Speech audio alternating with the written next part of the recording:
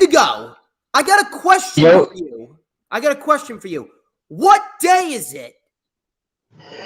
It's LFU time. All right, yeah, you're correct, but what day does the LFU take place on? Saturday.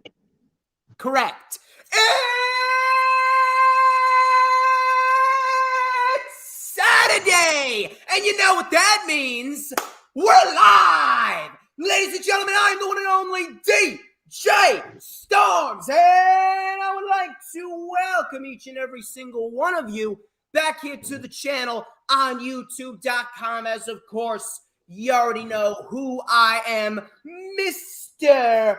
Controversy and the operator of the best damn Twitter handle. No.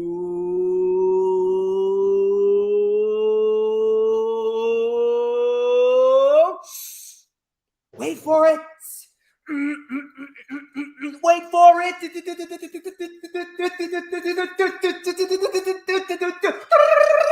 To mankind.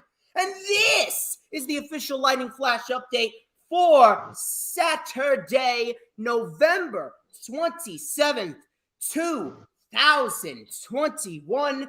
I hope everyone had a great Thanksgiving. I'm pretty sure everyone had a hectic Black Friday. But we are here live on Saturday as per usual. And I am not alone here for the Lightning Flash update, actually.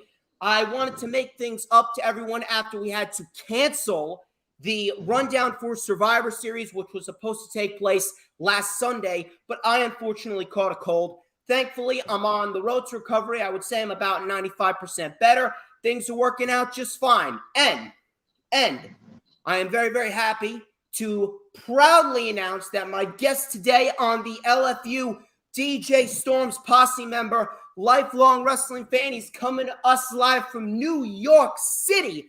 Please help me welcome to the channel, back for the very first time since April, Mr. Indigo Uchiha. How you doing, brother? I'm doing good, brother. Thank you again for having me back on the DJ Storms channel. I'm very happy to be here today. And before I say anything, we apologize. We were supposed to give you guys a Survivor Series preview and predictions, but based on how that show went, I'm kind of happy we didn't do one, bro. Oh God, dude, what the fuck were we watching after the men's Survivor Series match? I mean, what was the point of Omos burying about a dozen WWE superstars? What was the fuck was the point of that? Who in their right mind wants to see Black Great Khali? Who? That's exactly what he is. And I was in that match, bro. I was thinking to myself, I was like, yo, a lot of these guys gonna be on Nick Khan's list on that next batch of releases. And I'm not even trying to be funny. Mm-hmm. Hey, it's not a joke. That's the thing. It ain't even a fucking joke. We said it, but it ain't even a joke. Nick Khan is legitimately not going to be happy until there's about at least 20 people on all three rosters combined. The roster's already nothing but skin and bones. Especially now. I don't even know, dude. I don't even know. But let me tell you something. I'm actually in the same boat as you. I'm actually kind of happy we didn't do the Survivor Series rundown. But either way, we do apologize for not getting that up for you guys on Sunday. Got a little bit of a cough there, but nothing I can't handle. First things first, again, thank you again for taking the time out of your day to appear on the LFU. I know we pushed it back a couple hours than usual. Obviously, he's got stuff going on. Obviously, I got stuff going on. But regardless, we're here. We're talking about wrestling. We got a lot of news and rumors to dissect. And we are also going to review Dynamite and Rampage because fuck Monday Night Raw, fuck NXT, and fuck SmackDown. Because they all fucking suck. Fuck WWE. Fuck WWE. Thanks. But either way, I appreciate every single person that's joining me here. We got Rob Wells Jr. We got Danielle Wolf. There you go. There's Rob Wells Jr. for you. Black Great Khali buried everyone. There you go. There you go. I appreciate every single person joining us here.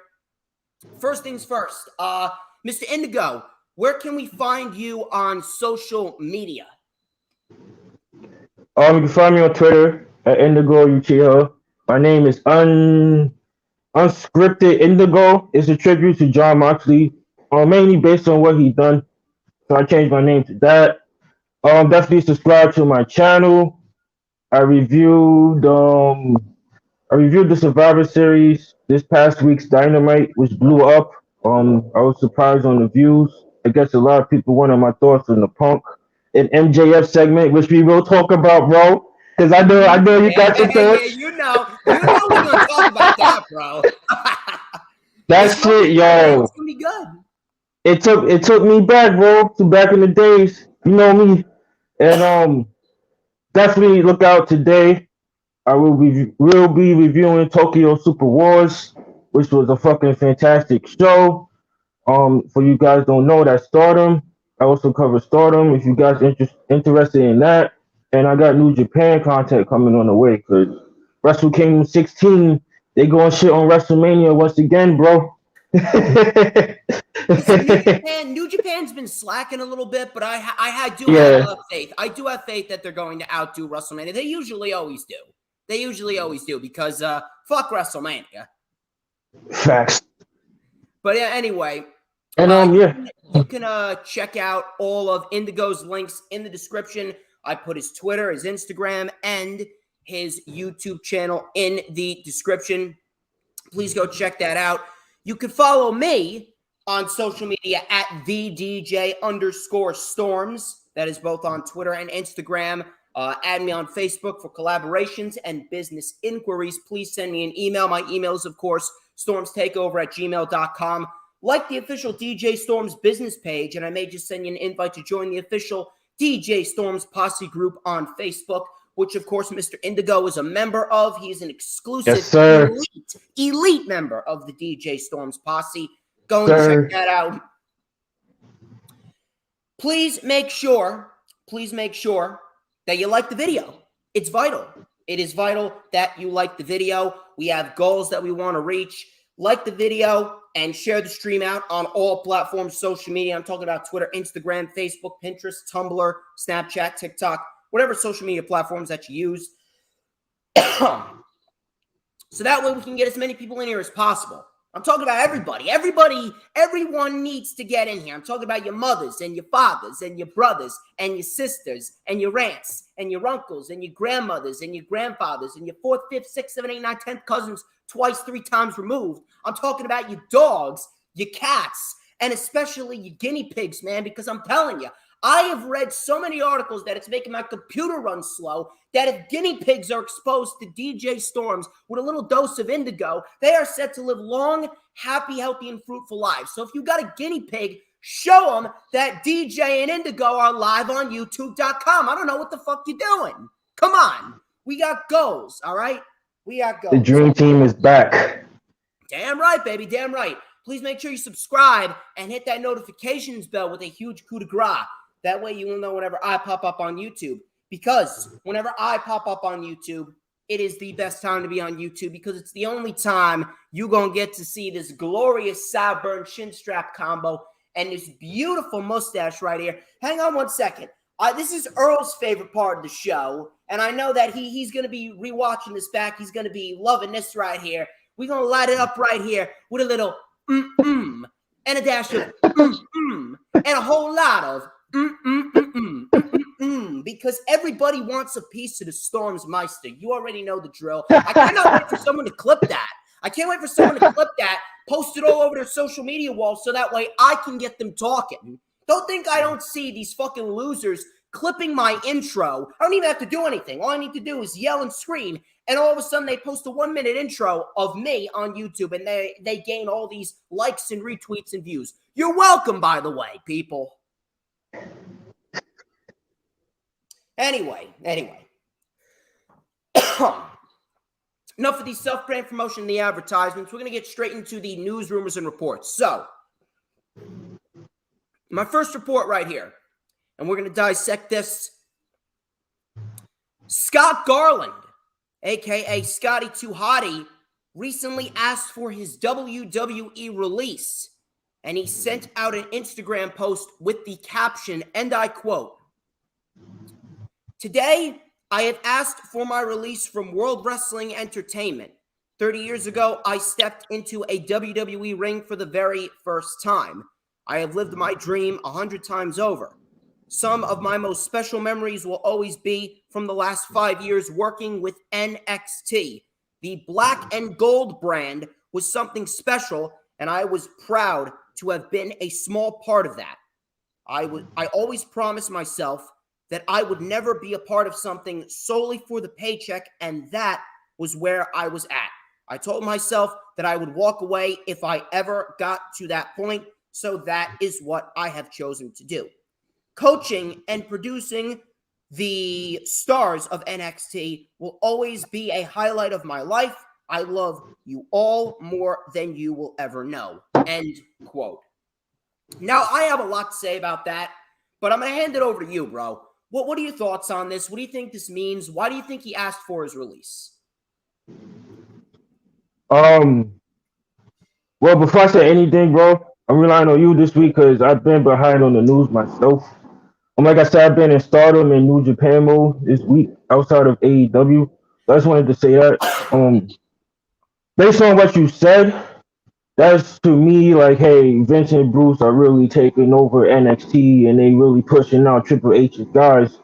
But who else is there? Shawn Michaels and Regal, and I believe A-Train. I believe that's it. But Scotty too Hotty, man. A lot of people probably didn't even know he still worked for WWE up until this point. Yeah, I didn't. And I certainly didn't. Yeah, he was one of the coaches there. Triple H had a team of coaches of veterans in this industry. Again, Triple H had a team, bro, and Vince. We saw what happened. Triple H is back now. I'm just happy he's walking again and he's doing good. But outside of that, Vince really violated him and he took everything away from him. NXT. Yeah, it really does suck. Like I don't even know. I don't even know what to think at this point. It's just disgusting at this rate. Exactly, bro. And it's just so frustrating. That's why you know, there's people. I hear it all the time about NXT nowadays. What is it, 2.0? Yeah. A lot of people are saying that, oh, it's not NXT no more, but it's still enjoyable. What? Look, I don't care who are your friend. NXT is garbage. Now is a variety show, and you definitely not going to catch me watching War Games, bro, because that's a slap in the face of Triple H. I mean, I'm going to just to see how it is, because like I only watch it because I make myself aware. That's what I do. I make myself aware so that way I have topics to talk about on my show. But if I didn't have this show, dude, I would not be watching NXT. I would not be watching SmackDown. I would not be watching Raw. I would not be watching WWE, period. NXT UK is the only decent brand in WWE right now. And even that brand is starting to suffer because of all the bad vibes given around the WWE product in general. And that's not fair because there's a lot of great talent in NXT UK. Exactly, bro. NXT UK is still it's like that last remaining piece of Triple H's NXT. Because if you guys remember, Triple H had a plan, a global plan to really take. That's why he named it Takeover. He wanted to take over the industry, and at a point in time, he was doing that before Tony Khan came in the picture. And now I'm not saying AEW was the AEW is not the reason. You know that everything. It's just Vince old age. No, AEW, dude, this would have happened with Vince whether AEW came around or not. AEW just speeded up the process. Yeah, that's what I'm trying to say, bro. Because I hear it all the time.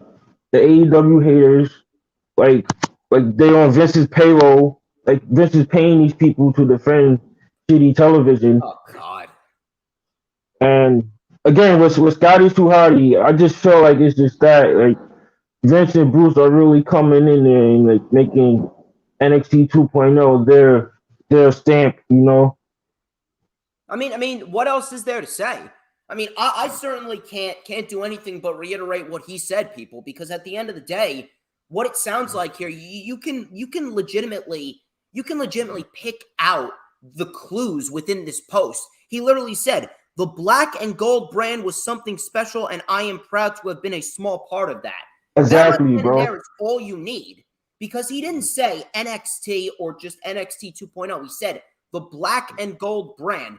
That right there is the biggest Triple H flag that one could wave. So at the end of the day, this is just another scenario of Vince McMahon and Bruce Pritchard, that they're legitimately killing the passion of not only the professional wrestlers employed by their company, but the people that are a part of the management and production team.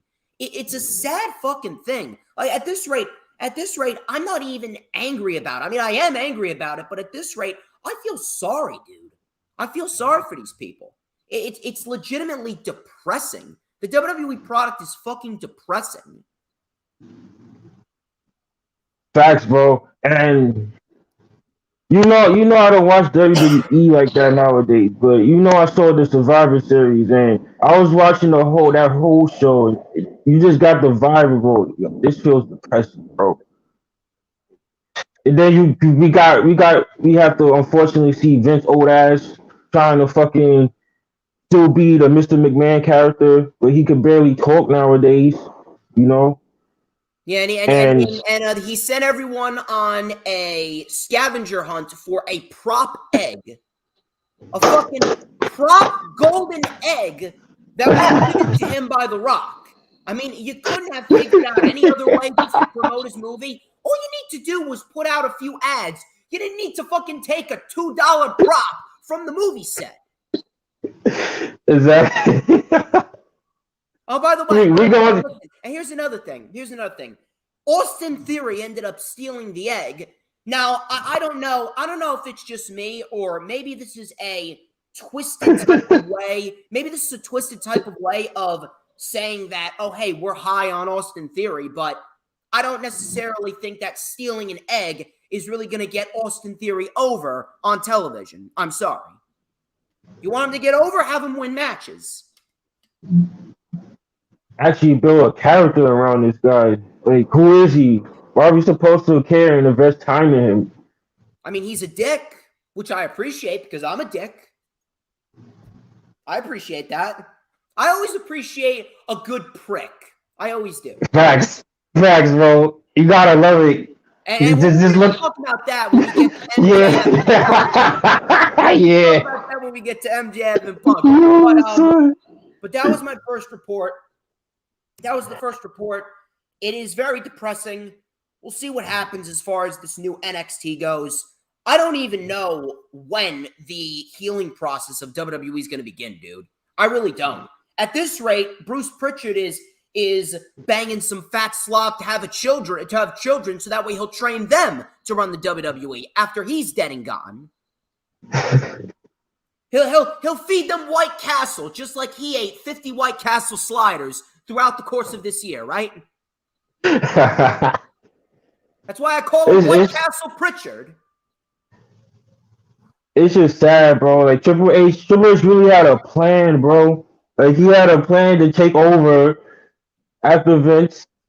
I assume he was gonna let Stephanie handle the business side, or Shane, one of them, you know. And he had Shawn Michaels, Regal, and his team ready. I know the plan was for Shawn Michaels to eventually take over NXT local, while Triple H, ran the main roster. But that's the dead dream now. Done. Speaking of a plan, a fan apparently had a plan to bull rush Seth Rollins. And he got his ass kicked, by the way. He got put in a guillotine choke by Seth. Seth absolutely kicked his ass. So a fan apparently bull rushed Seth Rollins on Raw after his match with Finn Balor. Now, it was quickly shown on camera before they cut away. And here's the reason why I bring that up. First of all, fuck that fan. That fan's an asshole. That fan is a piece of shit. An absolute human piece of trash that should have never been given the opportunity to even step foot outside of his house. But the reason why I bring that up is because Chavo Guerrero Jr. actually took to Twitter to comment on Seth Rollins by taking a verbal jab at his stature. Now, excuse me. Now, the tweet that he sent out read something along the lines of, remember when wrestlers used to be tougher than the fans? Good times. Now, on Tuesday, after he tweeted this, Chavo took to Twitter and he corrected everyone who thought that he was disrespecting Seth. And he tweeted the following. He tweeted, and I quote, "That got out of hand quickly. Instead of deleting, I will own it and say no disrespect to at WWE Rollins. I have had many agree and many disagree. Only comes from love of this biz that has fed my fam for 85 years. The fact is, Seth should have never been in that position in the first place." End quote. Now, I don't know what he means by that last line. I don't. I'm not sure what he's trying to say as far as that last line goes. I'm not sure if he means that the camera shouldn't have been on Seth when Seth was walking back and the fan bull rushed him. I'm not sure if this means that Seth Rollins should have been more aware. I'm not sure if it means that security should have done a better job. I don't know what he means by that last line. But as far as the initial tweet goes, Chavo Guerrero, he sent out a stupid fucking tweet. That initial tweet was very fucking stupid. It was very insensitive. And listen, me, I am not a part of this cancel culture bullshit. I don't advocate for it. I fucking hate cancel culture. I fucking hate people that try and dig up old tweets to try and cancel others from 10, 15 years ago. I hate that. But at the end of the day, Chavo Guerrero tweeted something stupid. Now, he did the right thing by apologizing, but at the end of the fucking day, he should have never tweeted it to begin with. Hopefully this serves as a lesson for him going forward. Again, he apologized. That's it. It's over. I'm not going to bash him for the rest of his life until he passes away. I'm not going to do that. But at the end of the day, what he tweeted was very, very stupid, very, very insensitive, and it was just in poor taste. It was the wrong tweet at the wrong time. I'm glad that he apologized, but at the end of the day, it is what it is. What were your thoughts on Chavo Guerrero's tweet, and what are your overall thoughts on that entire situation? Well, Eddie Guerrero wrote a book, right? During the Ruthless Aggression era. And I remember him saying, basically he said that Chavo couldn't hack it in the industry. That's to summarize what he said. He was in the wrong for saying that because Seth didn't, he didn't see it coming.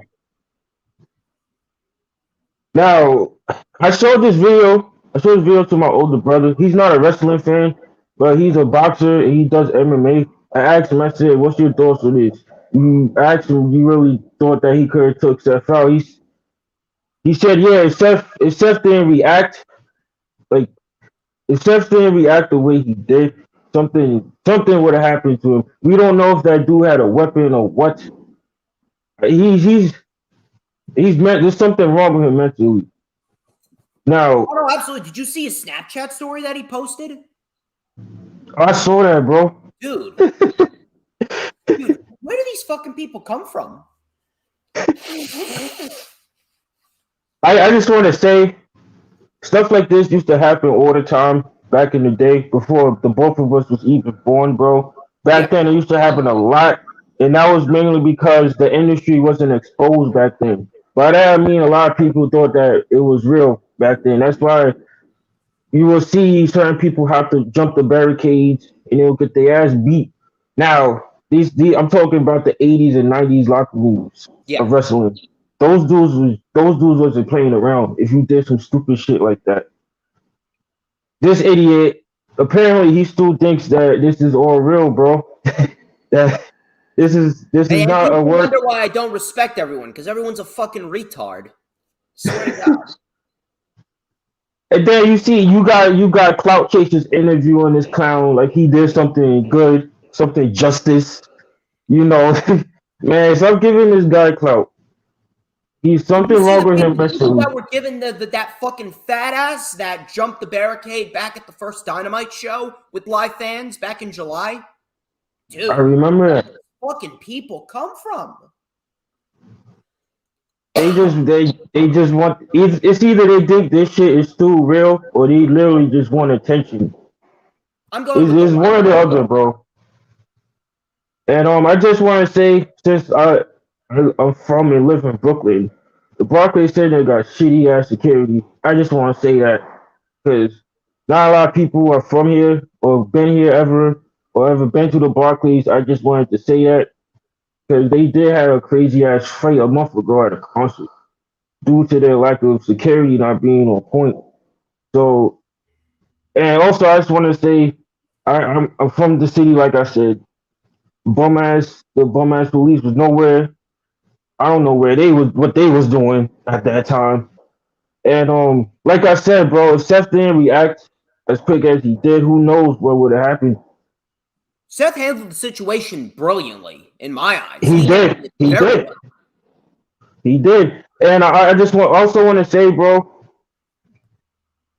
I know Seth I know Seth was digging it because if I was in Seth's shoes, I would have thought the same thing. I would have beat his ass. But I wish he would have. I would have gladly paid to see Seth Rollins kick that guy's teeth down his throat. I don't have a violence, but with people like that, he deserves to get his ass kicked. I learned that wrestlers of high profile, meaning the wrestlers that make a lot of money, they're not allowed to beat up fans because of the lawsuit thing. So I'm giving you guys game. So they'll send the refs out or some backstage agents to like handle that shit. The wrestlers not allowed to like put hands on somebody, especially high profile wrestlers like Seth, who makes a lot a year. So I just wanted to say that because not a lot of people too. Because it was like, why Seth didn't do more? That's why, you know. And that's what I had to say. That guy's a fucking retard, man. Yeah, oh, I just wanted to say, bro, he also thinks that he's related to Roman Reigns. I don't know if you saw that. Did you legitimately say that he was Nia Jax's cousin? Yeah, he said that. He said he was the Rock's long lost cousin or something, and that he was coming for the Universal Championship. What do I even say? Like you can't fix retardation. You can't. What's this guy's problem? That was so funny, man. I don't know. Whatever. Chavo, very poor taste by Chavo. Seth Rollins handled himself well. Hopefully, Chavo's learned his lesson not to tweet stupid shit like that. But MVP said it best. One last point. MVP said, if you're not built like that, don't jump the barricade. It's that simple. That's what MVP said. Because pretty much Bobby Lashley, that keep in mind, the SmackDown roster was there too that night. They was all ready to do some damage to that dude. I would have paid to see it. It would have been more entertaining than Raw, bro. Oh my God, tell me about it. You got Dana Brooke beating Cedric Alexander, winning the fucking 24/7 title. I would gladly love to see Bobby Lashley beat the piss out of this poor guy. 5 minutes. Jason Solomonster said it best. 5 minutes in a room with the Almighty. I'd pay to see it. Put Matt Riddle in there too. Shit. He'll turn that guy into a blunt. Anyway, moving on. Wait, bro. Moving on. Dana Brooke is a champion. What is that? I'm sorry, bro. Did you just say that Dana Brooke is the champion in WWE right now? Yeah. Like literally, Cedric Alexander hit the lumbar check on Reggie to win the 24/7 title. Out of nowhere, Dana Brooke comes flying off the top with a blockbuster, the shittiest blockbuster I think I've ever seen, and she pins Cedric to win the 24/7 championship. What? What the fuck? Dana, oh my God. Listen to me, Dana. Stick to showing off your tits and less in the ring, all right? Because you suck in the ring. Oh, I forgot that happened. Yo, that match at WrestleMania was the most shittiest match I ever saw in my life. That was the worst WrestleMania match ever, hands down. Mandy Rose bust her ass. Dana Botch is exposing us. I mean, like, I don't complain about Dana Botch exposing us. I'd much rather see her do that than wrestle. Oh, facts. Anyway. The Iconics is garbage. Don't get me started with them. Yeah, and now they're over in Impact, ruining that women's division. Facts, and people excited about this. I'm like, yo, this is a downgrade for Impact, bro. Oh my God. I feel bad. I feel bad for Impact. I really do. I don't know what the fuck Scott D'Amore is doing. Word.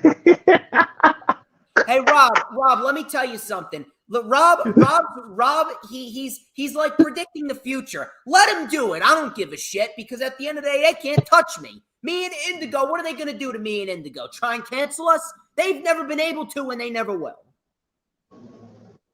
Look, I'm in this to state the facts, and I'm just being real. Simple. Anyway, we're moving on to a different report here. Oh, by the way, speaking of Earl Cole, how you doing, Earl? And how you doing, Matt Moody? This is Matt Moody. Matt Moody, he's a good dude. Oh shit! What's up, big bro? Earl's also a good dude. He was on a stream of mine.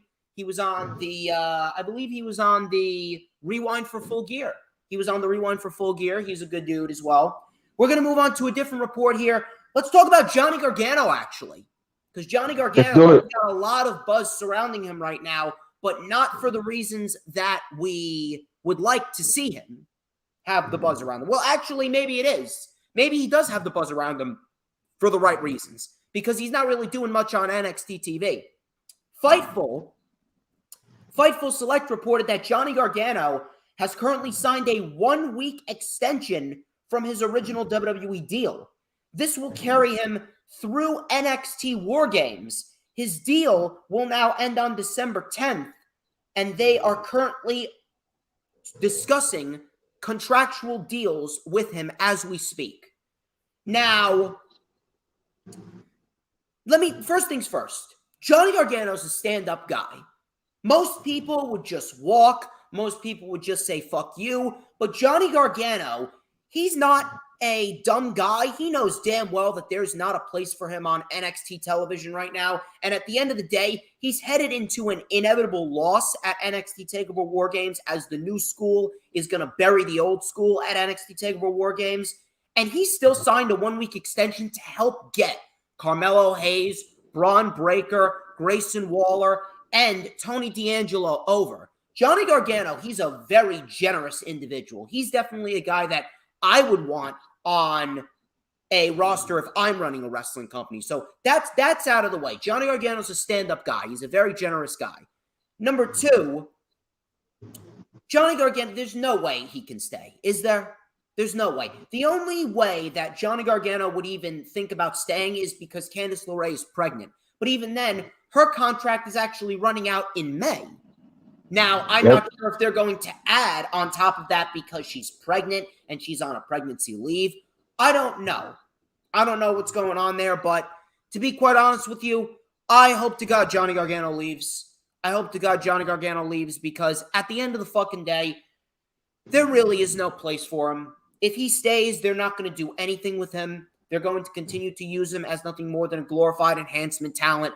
They're going to use him to either put over the new school furthermore after TakeOver War Games, or they could very well end up releasing him. Imagine that. Imagine that. He signs a 1-week extension, puts over the new school with the old school, and then at the end of it, hey, Johnny, thank you for helping us get this new generation of NXT talent over. I'm glad that your wife is pregnant. I'm glad you're starting a family. Here's our gift to you. You're fired. Imagine that. Imagine that. He signs a 1-week extension to help put over the old school, and then he signs a new deal, and then they fire him a few months after that. B-Fab just signed a new deal, and they fucking fired her. Imagine that, dude. Imagine that. WWE, my God. If you need any more reason to hate WWE, like, holy shit. That right there would just further add fuel to the fire. You're doing nothing but pouring gasoline onto the fire. It would really be pathetic if that were to happen. But at the end of it all, I don't see Johnny Gargano sticking around. I really don't. At this rate, Johnny Gargano, he is still very young. He's only like, 33, 34?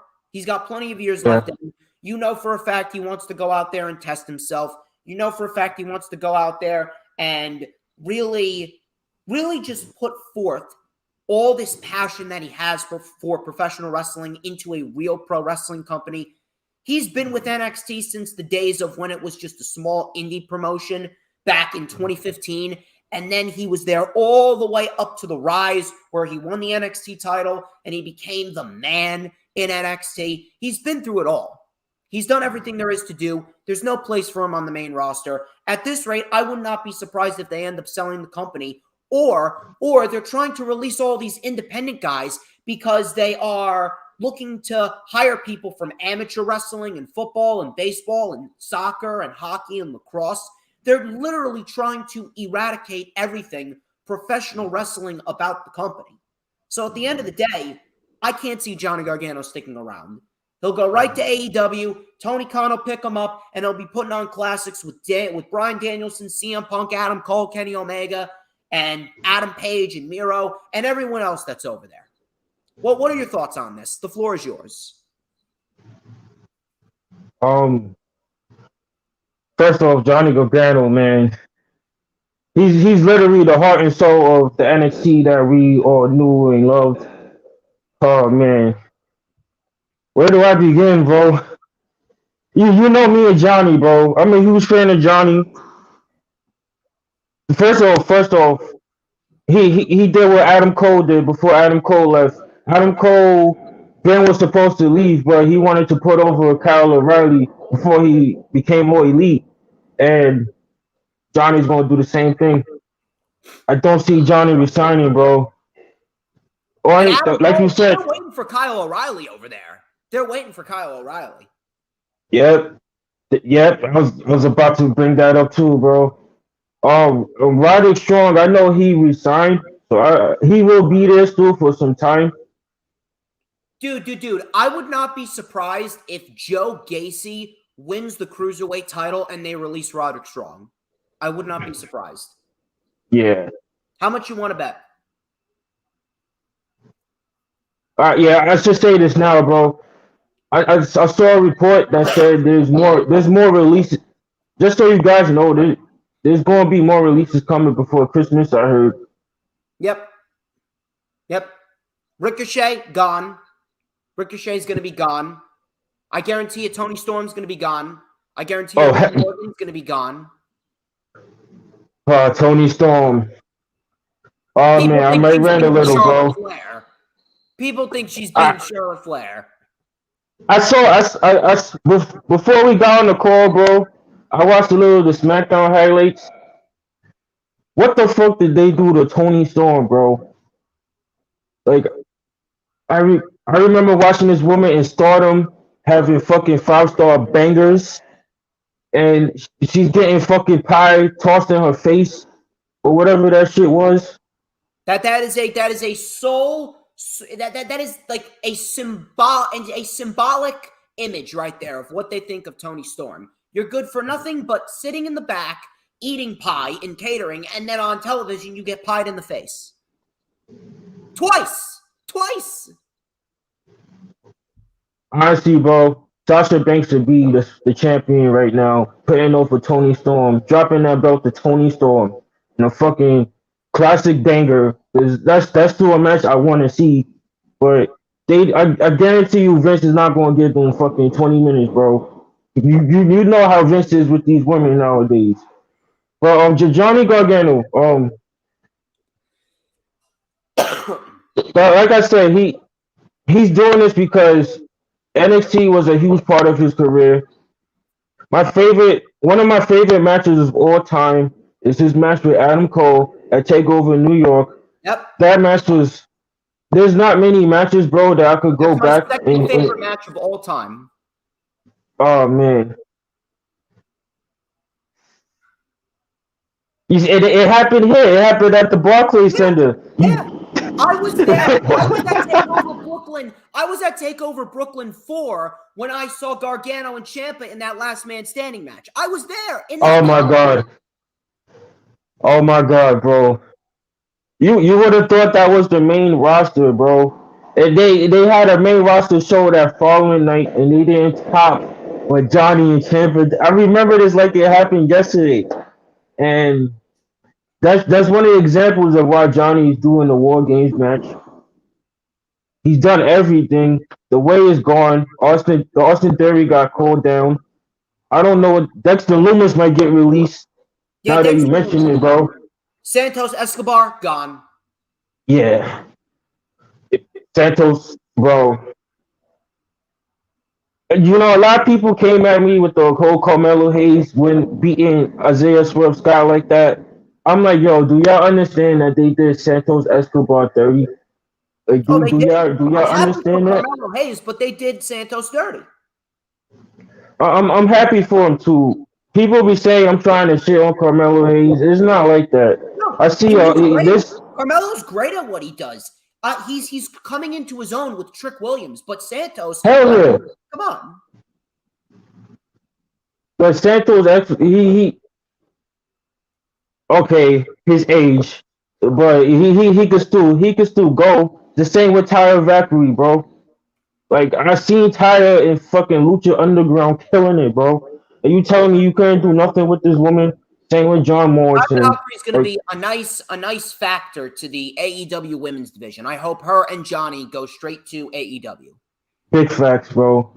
They need Tyler, in my opinion. And they're going to get at Tyler, this point, they're going to get Ember, they're going to get Nixon Newell, Tegan Knox. Yep. And I also want to bring up Candice. Yes. Candice is another one that will be all elite soon because she's out after she has her child.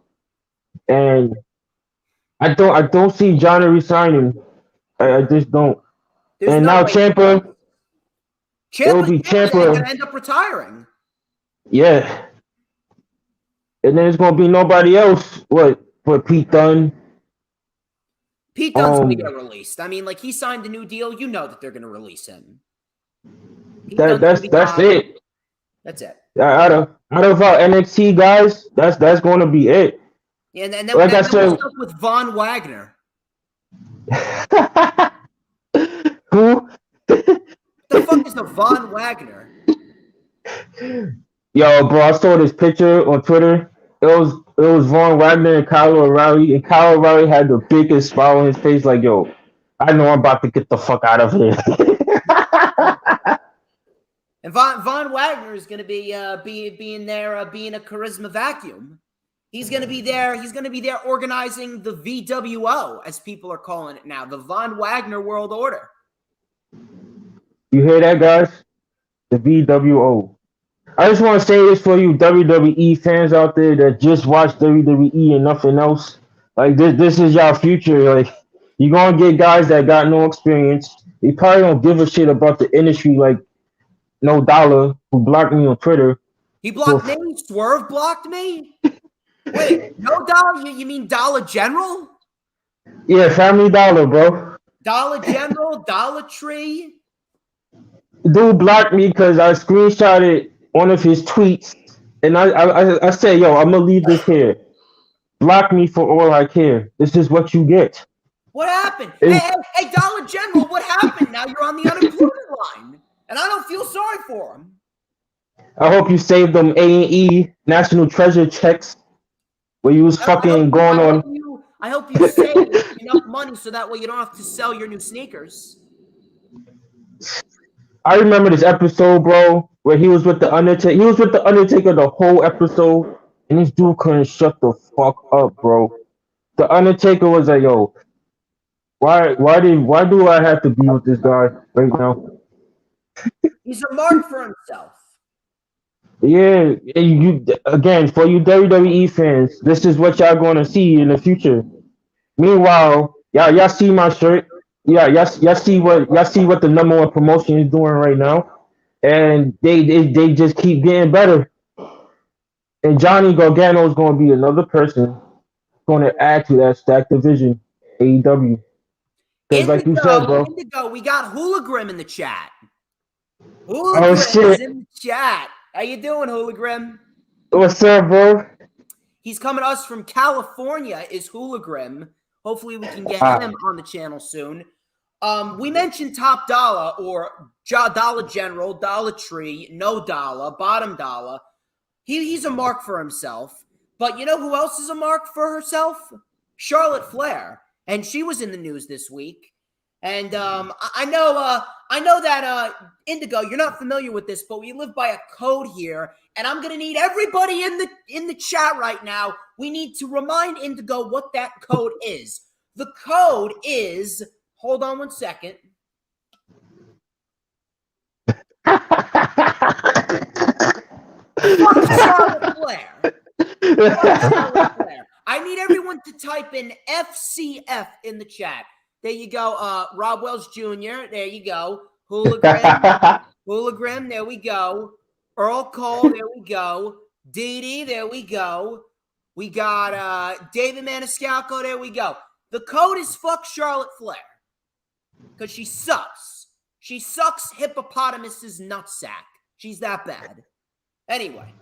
I just want to say Sasha Banks is number one in that company. I don't care what nobody says.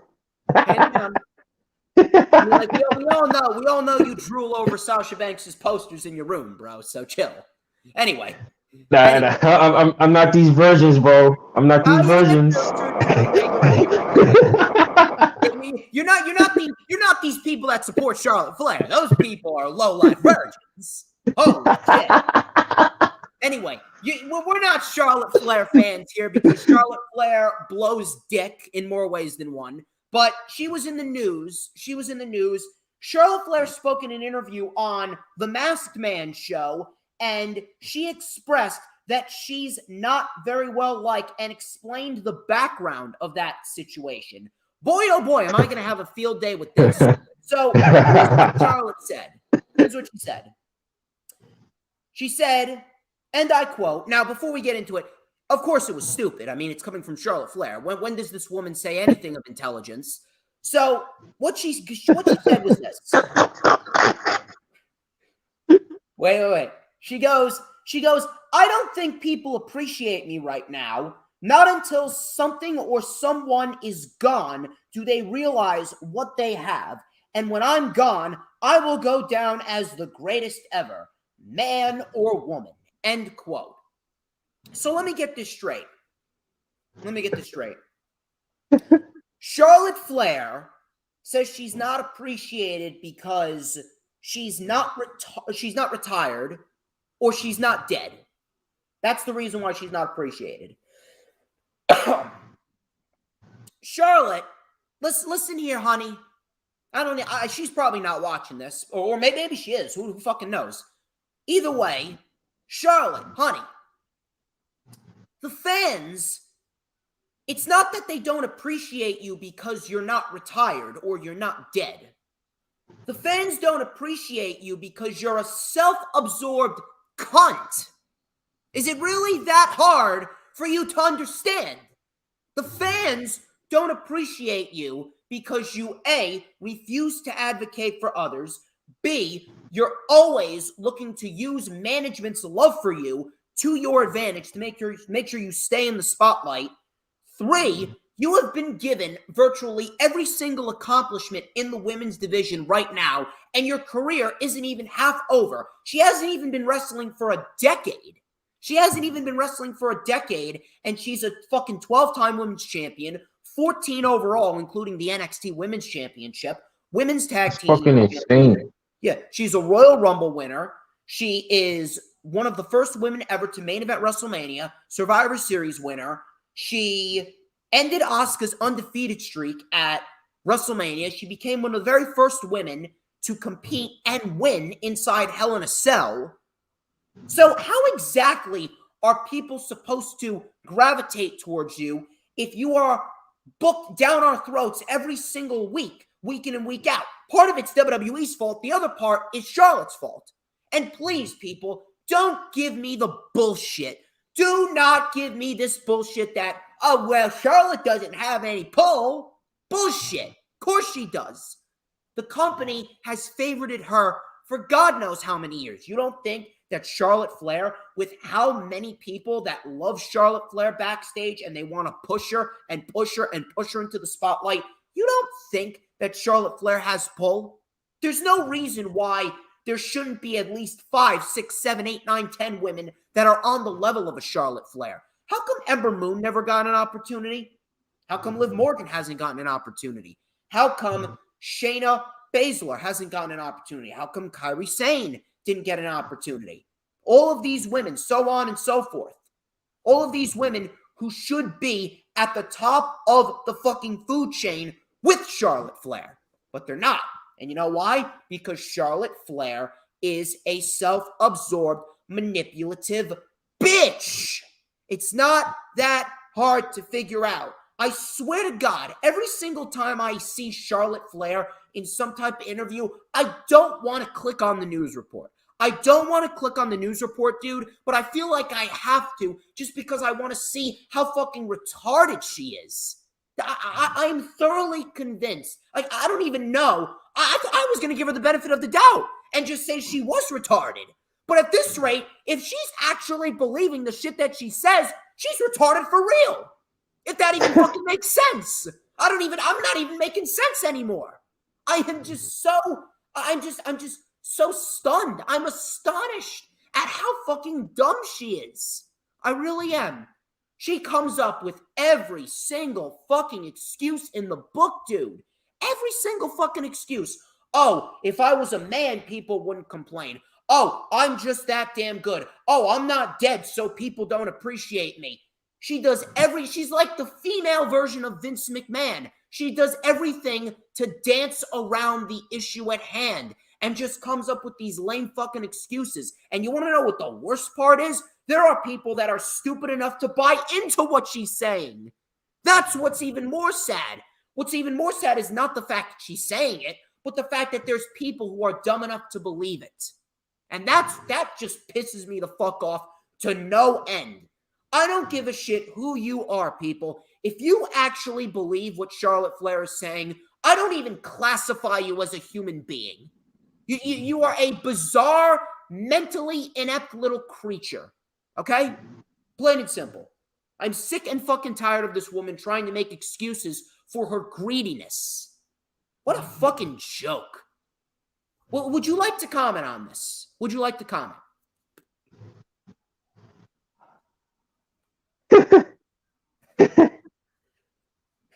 Where do I start, bro? Right now, the top female wrestler in the world. I don't care what nobody says. This is facts. Utami is the best female wrestler on the planet right now. If you guys don't know who that is, Google her. You're welcome. But I'm gonna stick with WWE. She's not even on Sasha's level, bro. Now, y'all know me and Sasha Banks. You know, it's not just because she's beautiful and all that. You know, it's about her work. She's a wrestler first. She actually cares about the industry. She trains with the Amazing Red. She studies tape.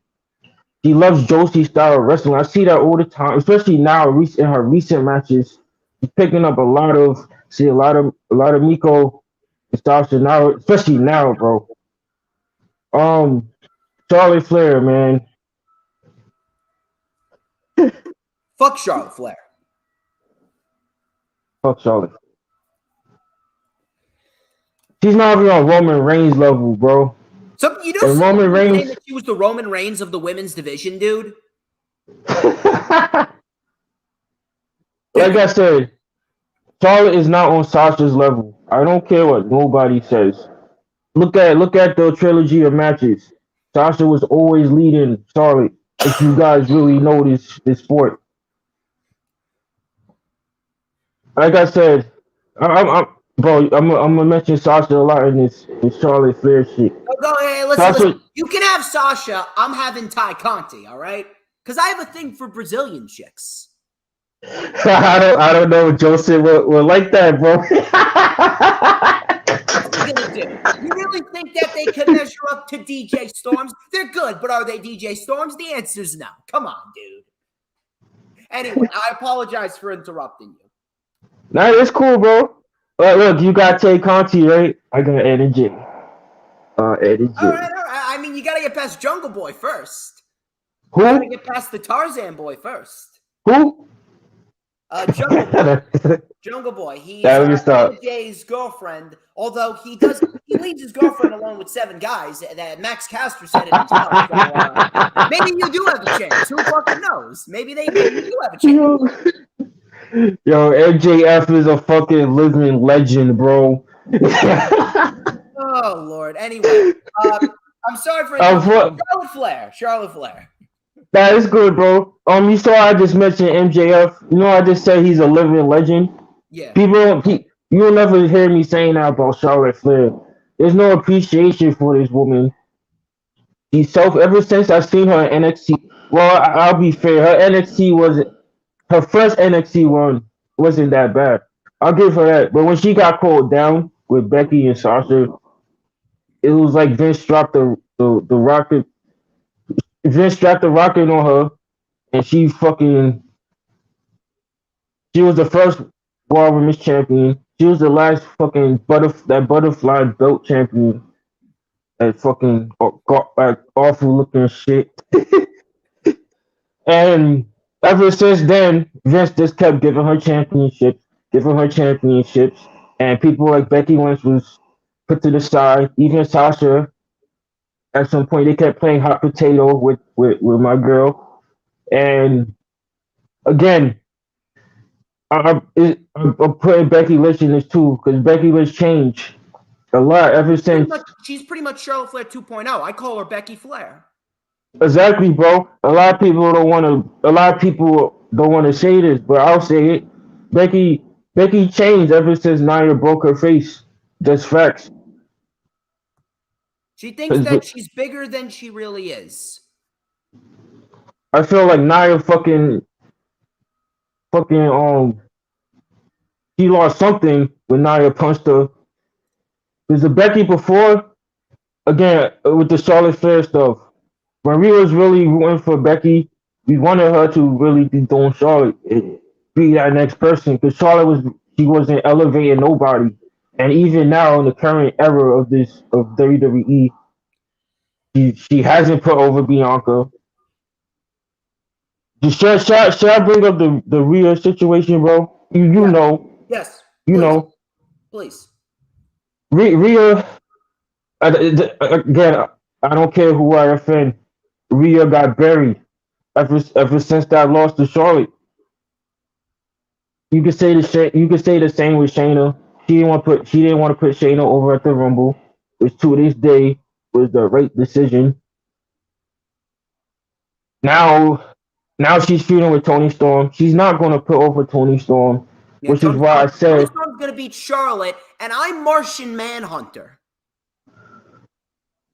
I'm part of the. I'm Martian Manhunter in disguise. Yeah, Toni Storm's winning the SmackDown Women's title.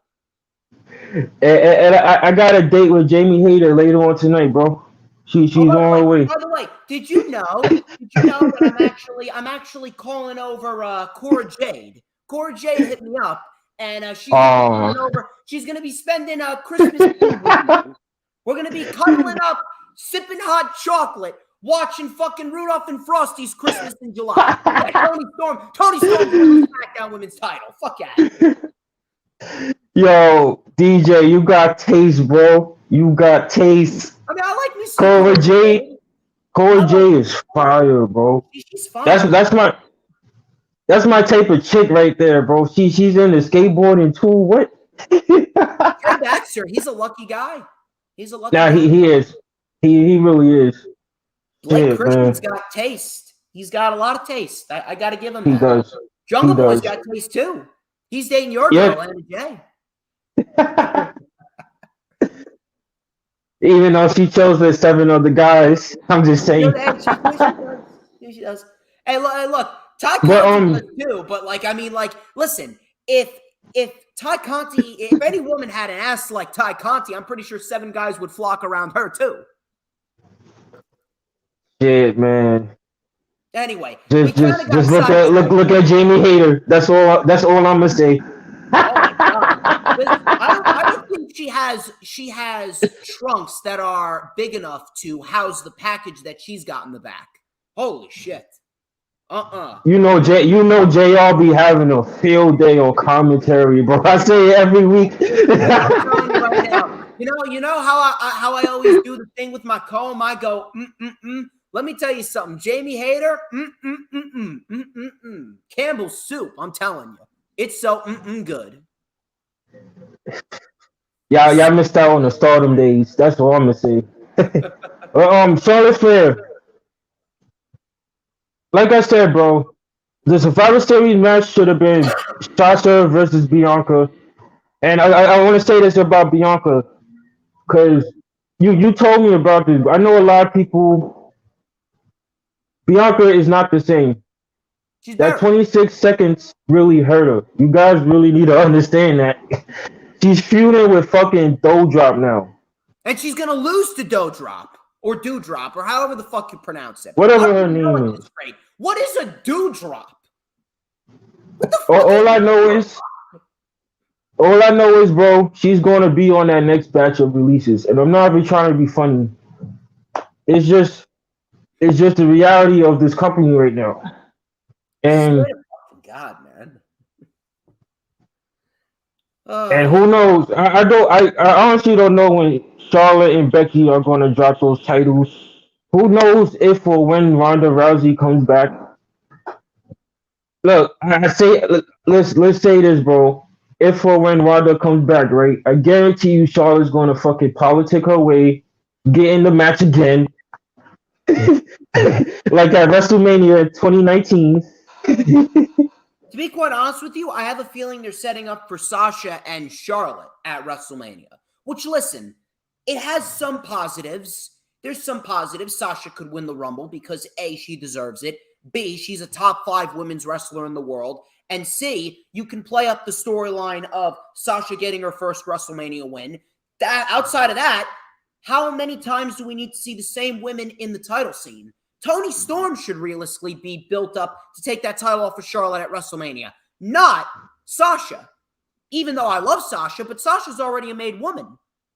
Yeah.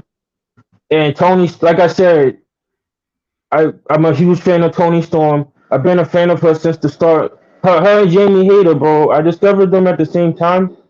And it's just sad to see what Toni Storm has become because her NXT UK run was fantastic. And she built. You see, when Triple H was still in charge, Triple H had so many women that Toni Storm really didn't have, an opportunity at the time. And like you said with WrestleMania next year, bro, I could see Sasha and Charlotte going at it again. Because Sasha, she hasn't won the Rumble yet. She's done everything but win the Rumble and Money in the Bank, I believe. Yes. She's done everything else. She's Grand Slam Banks, feel me? And yeah, again, I just want to say Sasha put over Bianca this year, right? Earlier this year, there was no reason for Becky to do it. The same with Charlotte. Again. But by the way, we mentioned Doudrop earlier. I actually got some news on Doudrop. Oh, really? News on Doudrop. Dave Meltzer, he was in the news. He was in the news a couple of times actually. This week, Dave Meltzer on Wrestling Observer Radio, he discussed that Doudrop has taken over the role of Nia Jax in this current feud with Bianca Belair. Now, he stated, and I quote, "The Doudrop spot was probably the spot they wanted Nia Jax in, because if you do remember, they wanted Nia Jax back in mid-November. And when she said no, that's when they fired her. And that is when the Doudrop thing started being, you would think that Doudrop kind of doesn't fit, and the heel turn was real fast. So I'm thinking that they booked Nia for that spot because that makes sense. That's what they do. When they fired her, they went with Doudrop." End quote.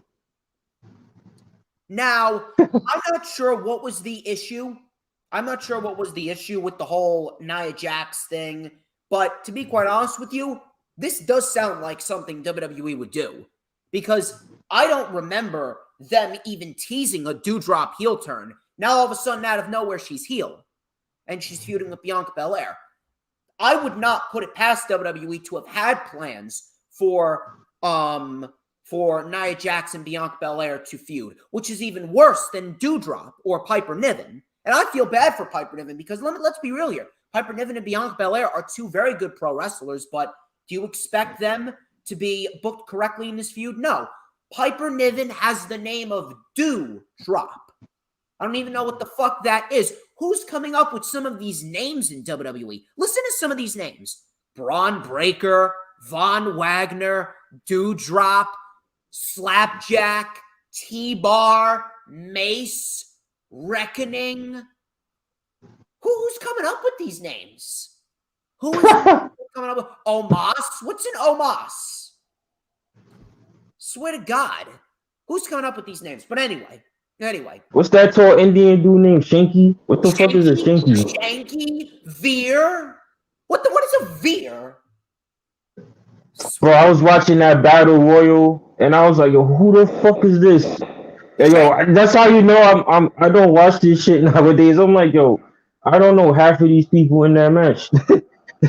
Fucking Shanky. Unbelievable. What the fuck is a Shanky? Is his name's like that, like not gonna be like, oh shit. He sounds like a badass. Like back in the day, right? Imagine Vince McMahon back in the Attitude Era. Instead of "That's gotta be Kane," imagine him screaming, "That's gotta be Shanky." Imagine that. Fucking imagine that. Or "That's gotta be Veer." Vince would have lost viewers, and they would have been right to WCW. Was in that position as Slapjack. Oh my God, it's Slapjack! He's returned to fight Stone Cold Steve Austin. Stone Cold just got slapjacked. By God Almighty! He's stomping him on hole and Slapjack. Anyway, yo, I miss the '90s Vince, bro. I swear to God. But Doudrop, it would not shock me. It would not shock me in the slightest if Doudrop was placed in this position to replace Nia Jax. If this scenario with Nia Jax and WWE releasing her, if this was legit because of her mental health, I'm telling you right now, that right there, that is going to really piss a lot of people off. WWE's already losing viewers. I'm telling you right now, this month, we could very well see the lowest ratings in the history of Monday Night Raw. Back in May, on Memorial Day, we got a 1.49. I'm telling you, we could get lower than that. I'm calling a 1.3 at some point. I'm telling you right now. Especially now. They got nothing going on now until the Rumble, right? There's no pay-per-view in December, right? Roman's getting a little stagnant. And that's not his fault. It's just because they got nobody to face him. A heel like that is only as good as the baby faces that you give him. And now he's fighting Sami Zayn. Yeah, Wade Gretzky 2.0. He's going to beat Roman for the Universal title. Yeah, sure. What the fuck did they do to his theme music? Holy shit. Yeah, I don't know. But anyway, what are your thoughts on Doudrop being Nia Jax's replacement in this feud? I love both women. I really do. But honestly, bro, I don't really care. Because like I said, Bianca, they buried her after SummerSlam. I'm going to keep saying that. She hasn't been the same since that 26 seconds. Whether you want to believe that or not, that's the facts. And again, I love Bianca. It's just sad, bro. Look at Bianca earlier this year, right? Dude, she should still be the champion. She should still be the champion. She should be champion going into next year's WrestleMania, and we should be getting Bianca versus Toni Storm for the championship. Honestly, I would have turned Bianca heel, have Toni remain babyface. That would have been a fantastic program for WrestleMania. But these people, This ain't Tony Khan's promotion, bro. They don't believe in long-term booking.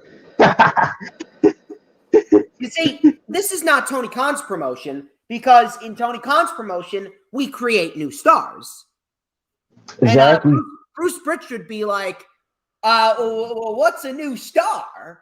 What's a new star? Oh, you mean a new shooting star on a starry night in December? Or are you talking about a new star-prized slider at White Castle? Oh, I'll take some of that with special sauce. I love you, Vince. Oh, Lord. Bro, I was watching. Richard. This is a sidetrack, but I was watching the Ruthless Aggression series, the latest, season 2, episode 1 with Hollywood Rock, and this fucking fat slob was all over it, bro. I'm like, get this fat piece of shit off my screen. But oh Lord, get that shit out of creative. That's what I love to do. Yeah, put us in. Put us in creative. What? I took a shit this morning when I woke up, and it was better than anything on SmackDown. Anyway, but Piper Niven, she's fantastic. She's NXT UK. We was all rooting for her.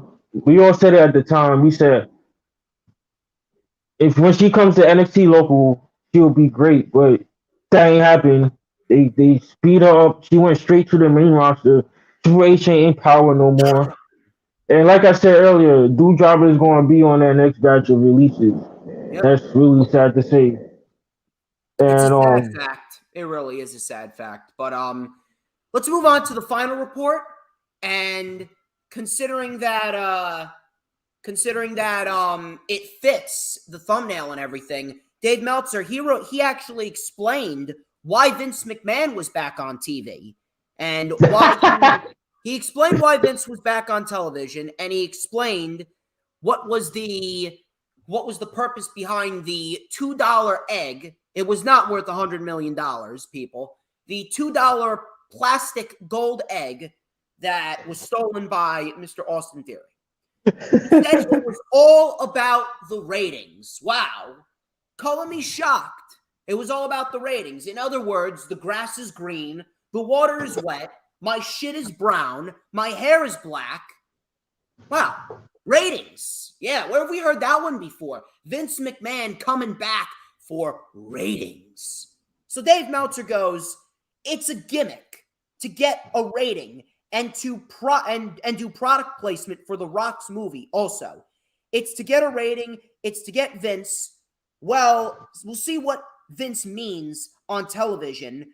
He wouldn't be on TV a lot lately, or he hadn't been on TV a lot lately. He hasn't been on TV in a long time. Now he's back, and, they made a big deal. It wasn't like, oh, Vince is there. So, a blind man could see that. Are you shocked? Are you shocked that WWE is bringing Vince back for ratings? Because at the end of the day, this is typical WWE 101. Oh, exactly. The ratings are going down. Let's bring back Goldberg. Let's bring back Cena. Let's bring back Vince McMahon. And then you got Vince McMahon going, oh God, the ratings are going down. So you know what? I'm gonna come back on television with The Rock's golden egg. And then John Laurinaitis is like, my name is Mr. John Laurinaitis, and Vince McMahon, that is a fantastic idea, and we should put you back on television in the good name of people power. Typical WWE 101 over here. Are you shocked at this, Indigo? No, I'm not, because like you said, bro, as soon as those ratings go down, they dust off somebody, some legend. And I just want to say this: they really had everybody thinking that The Rock was here in Brooklyn that night. You would have thought that he was there. I saw this tweet. Was going to show up simply because of the fact that WWE's been known for keeping certain things secretive. But I wasn't surprised. Yeah, I wouldn't have been surprised, but I'm not surprised that he didn't. Yeah, same here. I had the same thought when we was watching the show. I said I had the feeling like yo, because you got to give WWE credit on stuff like this. They know how to really keep shit like that on the low without it getting into the public. So there was a period in the show where we thought, hey, maybe he's really here and he's gonna set the matchup with Roman, even if it doesn't happen in 2022. It could be a good starting point for the feud, but it ain't happening. And I just want to say this about Vince: he doesn't look the same. I don't know what the fuck he did to his face, bro. He could barely Botox. talk. I don't know what to say. He could barely talk. It's like he's still trying to be the Mr. Like I said earlier, he's trying to be the Mr. McMahon character, but he could barely speak nowadays. I feel like I feel like Vince woke up and said he wanted some eggs, and he was going to just put an egg on the show. I wouldn't be surprised. He's like, he wakes up in the morning and he goes, Stephanie, you know what we're going to do? Can I get some eggs for breakfast? Oh my God, I just had a great idea. We're going to get the golden egg on Survivor Series, and we're going to have Austin Theory steal it.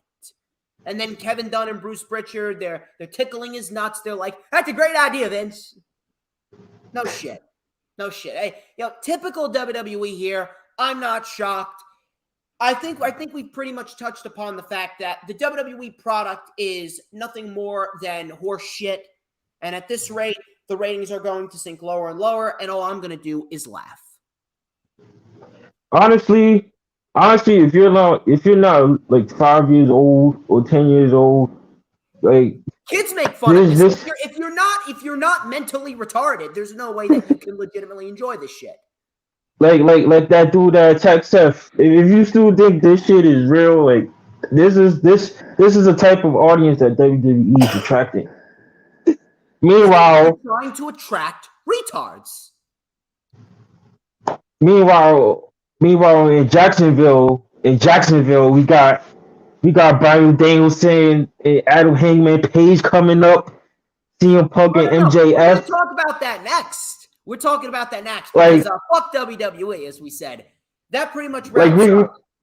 We're doing big things. We're doing big things outside of WWE, bro. And again, it's just sad, man. Like we lifelong fans of this promotion, and just to see where it's at now in 2021 compared to what it was like 10 years ago, even 20 years ago, is creatively, this is the worst I ever seen WWE. And I've been watching this shit since like late 97, when Bret and Stone Cold was feuding. And it's just sad, bro. It's creative, man. If WWE wants good creative, hire us. We'll do it for free at this point. It's plain and simple, man. The WWE product just flat out sucks. At this rate, there's nothing more that we can say. There's nothing more that we can reiterate. There's really nothing more that we can go over, but we are going to go over Dynamite, and we are going to go over Rampage as well. But first things first. Man. Yeah, first things first. Let us check the chat. Let's check the chat. Adam Carl says, the ratings are down. Let's call DX. Let's call Hulk Hogan, Daddy. That will help the ratings. And then next week, the ratings will go down to a 1.5. You're telling me. Adam, what's up, bro? Adam, he's a good dude. He's a good dude, is Adam. Yeah. Dee says that Indigo has a beautiful smile. So looks like you got fans, Indigo. Oh, thank you. I hear that a lot. Dee says that Dewdrop reminds her of a wet fart. I would not be one to argue with you. I mean, I still don't know what the fuck a dewdrop is. Adam Carl says, Sasha and Bailey did for Bianca what Charlotte and Becky should have done. That is putting her over. But Vince thinks Becky and Charlotte as champions is good for women's division. And of course, it is not. No shit. Hooligan predicts a 1.2 for Monday Night Raw. I hope you are right. I hope you're right. I cannot wait to see that. It's going to be glorious. It's going to be glorious. Yeah, that might be the Christmas rating, bro. Now that we're talking about it. Oh my God, I hope so. I fucking hope so, dude. Cause you know them Christmas episodes, bro. Oh, dude. I fucking hope so, man. It's going to be good. It's going to be a good day to see those ratings drop down to less than 1 million. I hope to God at some point. Anyway, I think it's about time we talk about AEW Dynamite. And oh shit. So Dynamite, they were in the Windhurst Arena. Is that how you pronounced it? The Windhurst Arena? I think so, yeah. Yeah, the Windhurst. Well, first of all, shout out to Chicago, man. Every time AEW comes to Chicago, bro, it's like a party, bro. Like legit. I'm loving Chicago, man. I love Chicago when AEW comes to Chicago. I hope that they bring I hope that they bring All Out to New Jersey sometime because, oh my God, Jersey brought it. When I went to that event in Jersey, we fucking brought it every single time. We were bringing the fucking fire for Jersey. I'm telling you. It's the same with Grand Slam. Grand Slam, bro. That was unbelievable, man. Like everybody brought it, and Chicago is no different. Chicago is one of the best wrestling cities on the planet. Oh my bad, bro. I just wanted to shout out Chicago. No, it's all right. You're good. Speaking of Chicago, CM Punk kicked off the show. CM Punk came out, crowd singing Cult of Personality. I love it. MJF then interrupted.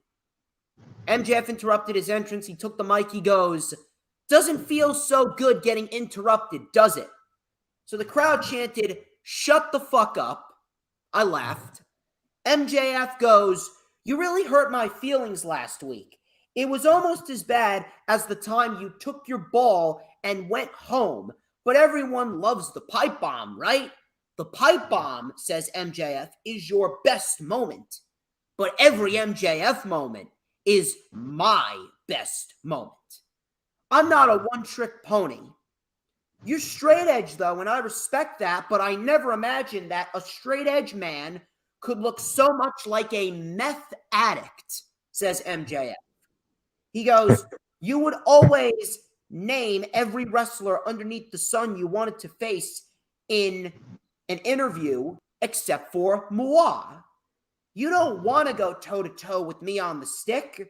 How about the verbal finish? How about I verbally finish you quicker than your UFC career," says MJF. He goes, "You can drop all the pipe bombs you want, but I'm MJF and I drop nukes." So right then and there, MJF, he is laying out the table. This is just the appetizers, though. Facts. That was when MJF said that, bro. Like, I'm going insane. When he said that, I was like, "Yo, stop whatever you're doing and focus your eyeballs on the screen." So Punk took the microphone. He goes, "I'm so disappointed in you." He goes, "I will show you some respect.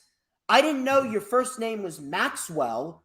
I thought it was my jealous fan."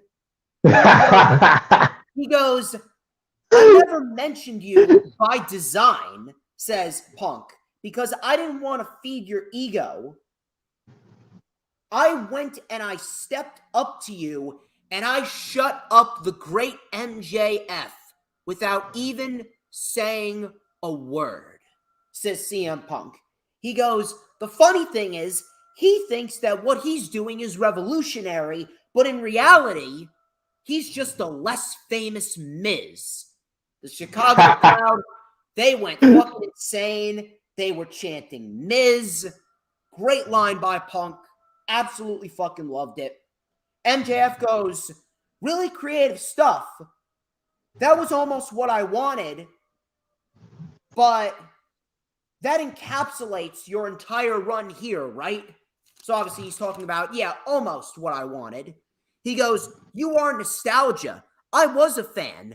You're the best, but you struggled to beat the easiest competition. And you've also failed to say anything of interest. And he goes, whoa, whoa, whoa, Punk. Your breath smells like shit. Must be because you've been kissing so much ass as of lately.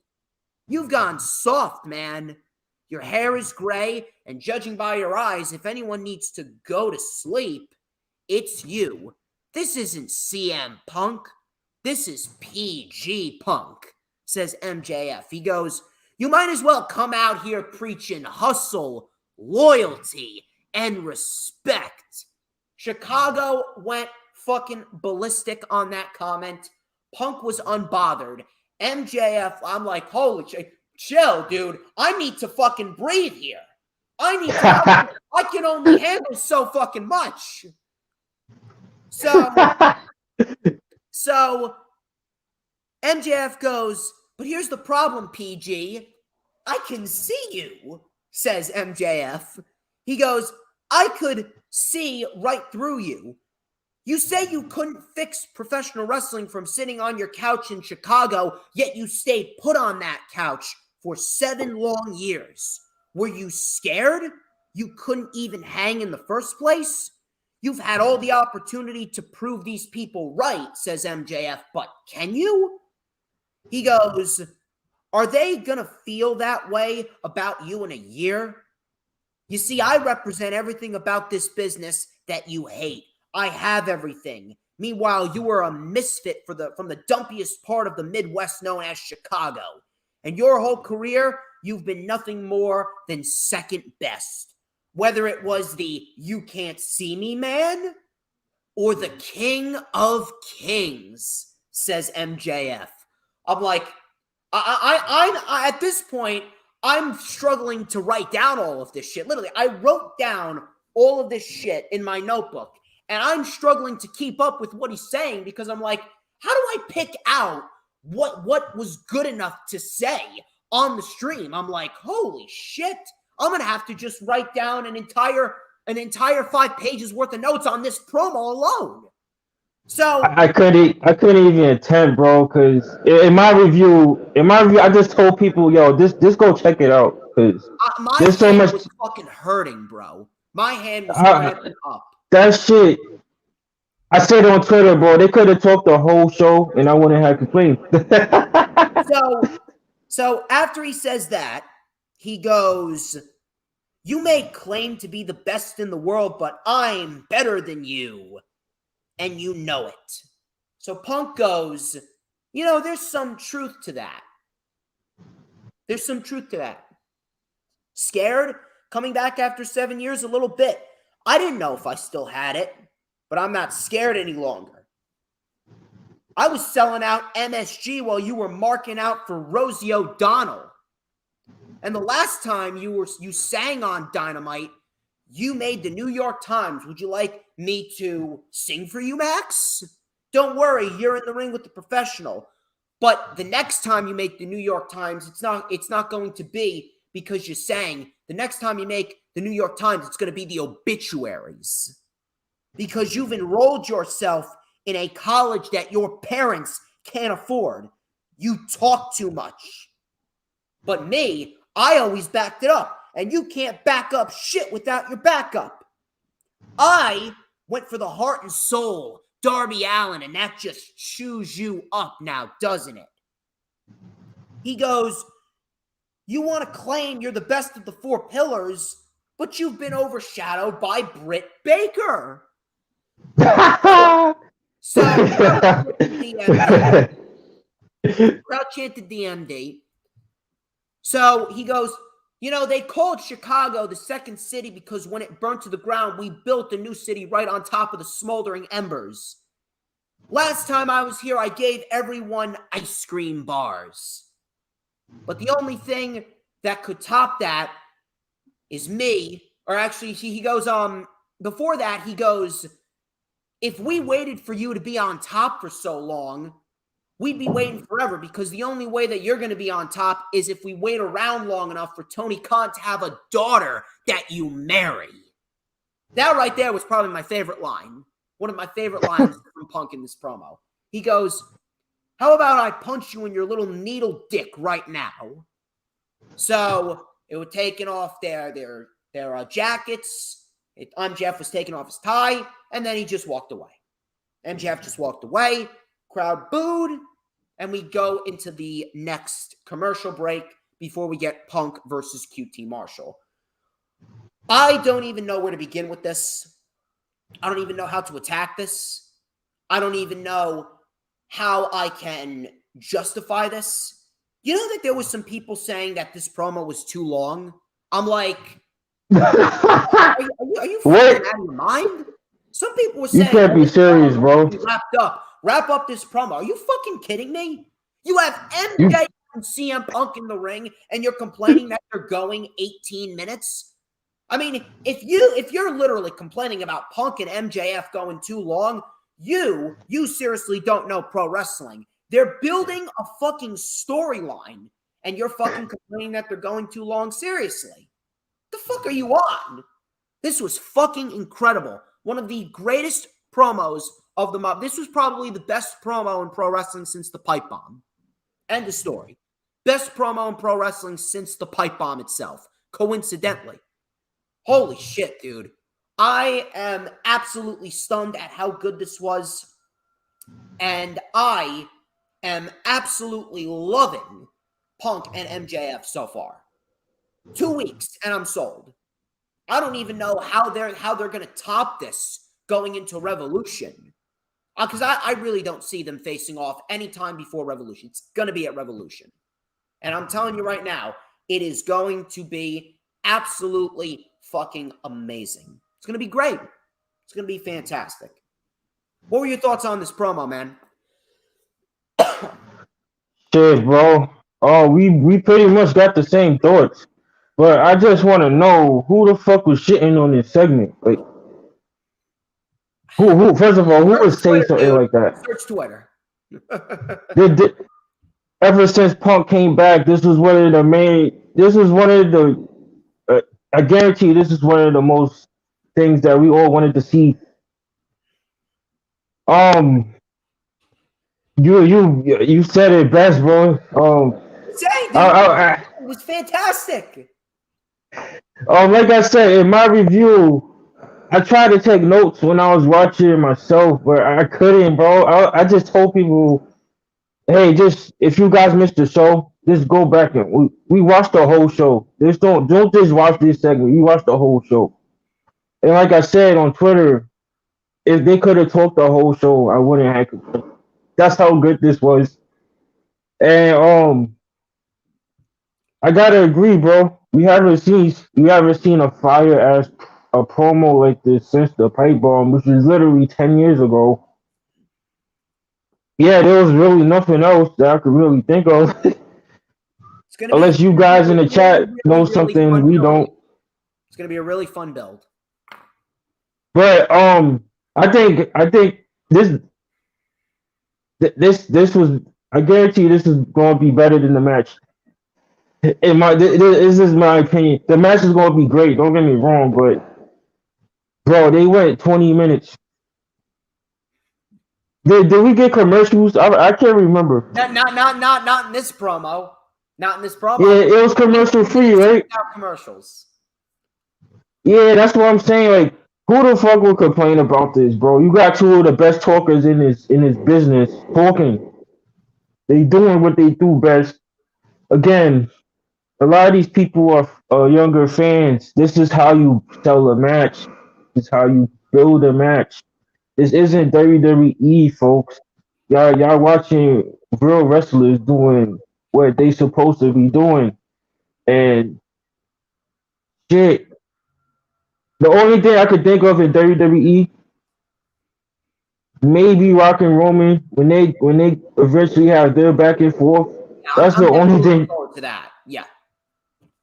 That's the only thing that I could think of, bro. That will be after this fire ass back and forth.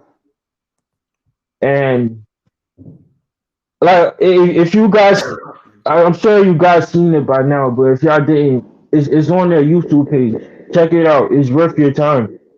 Like The whole 18 and minutes. The whole 18 minutes. and this is one of the reasons why I love AEW. Tony Khan, they again. I want to say this too. CM Punk and MJF had no script. They ain't come out there. They ain't come out the tunnels with no fucking script memorized in their brains. They this was all freestyle and based on top of their heads. And you guys see why MJF is the best promo in the business slash heel. Because let me tell y'all something. When you got people chanting "shut the fuck up" and "fuck you," you're doing your job. I just want to say that to you guys. If you guys don't know what a true heel is, same with Dan Lambert. You got people chanting "shut the fuck up" and "fuck you" and all this other shit. You're doing your job. Yep. And Here we go, man. So, from there we went to CM Punk and QT Marshall. Solid match right here. Solid match. QT is good in this role. He's good in this role where he gets to wrestle people yep, and put people over. He's really not going anywhere. I know some people don't really like QT Marshall, but at the end of the day, I mean, look, he's in a good role for himself. I'm not going to complain about someone in a role like that because we need people in roles like that. And exactly. QT's the perfect guy for a role like that.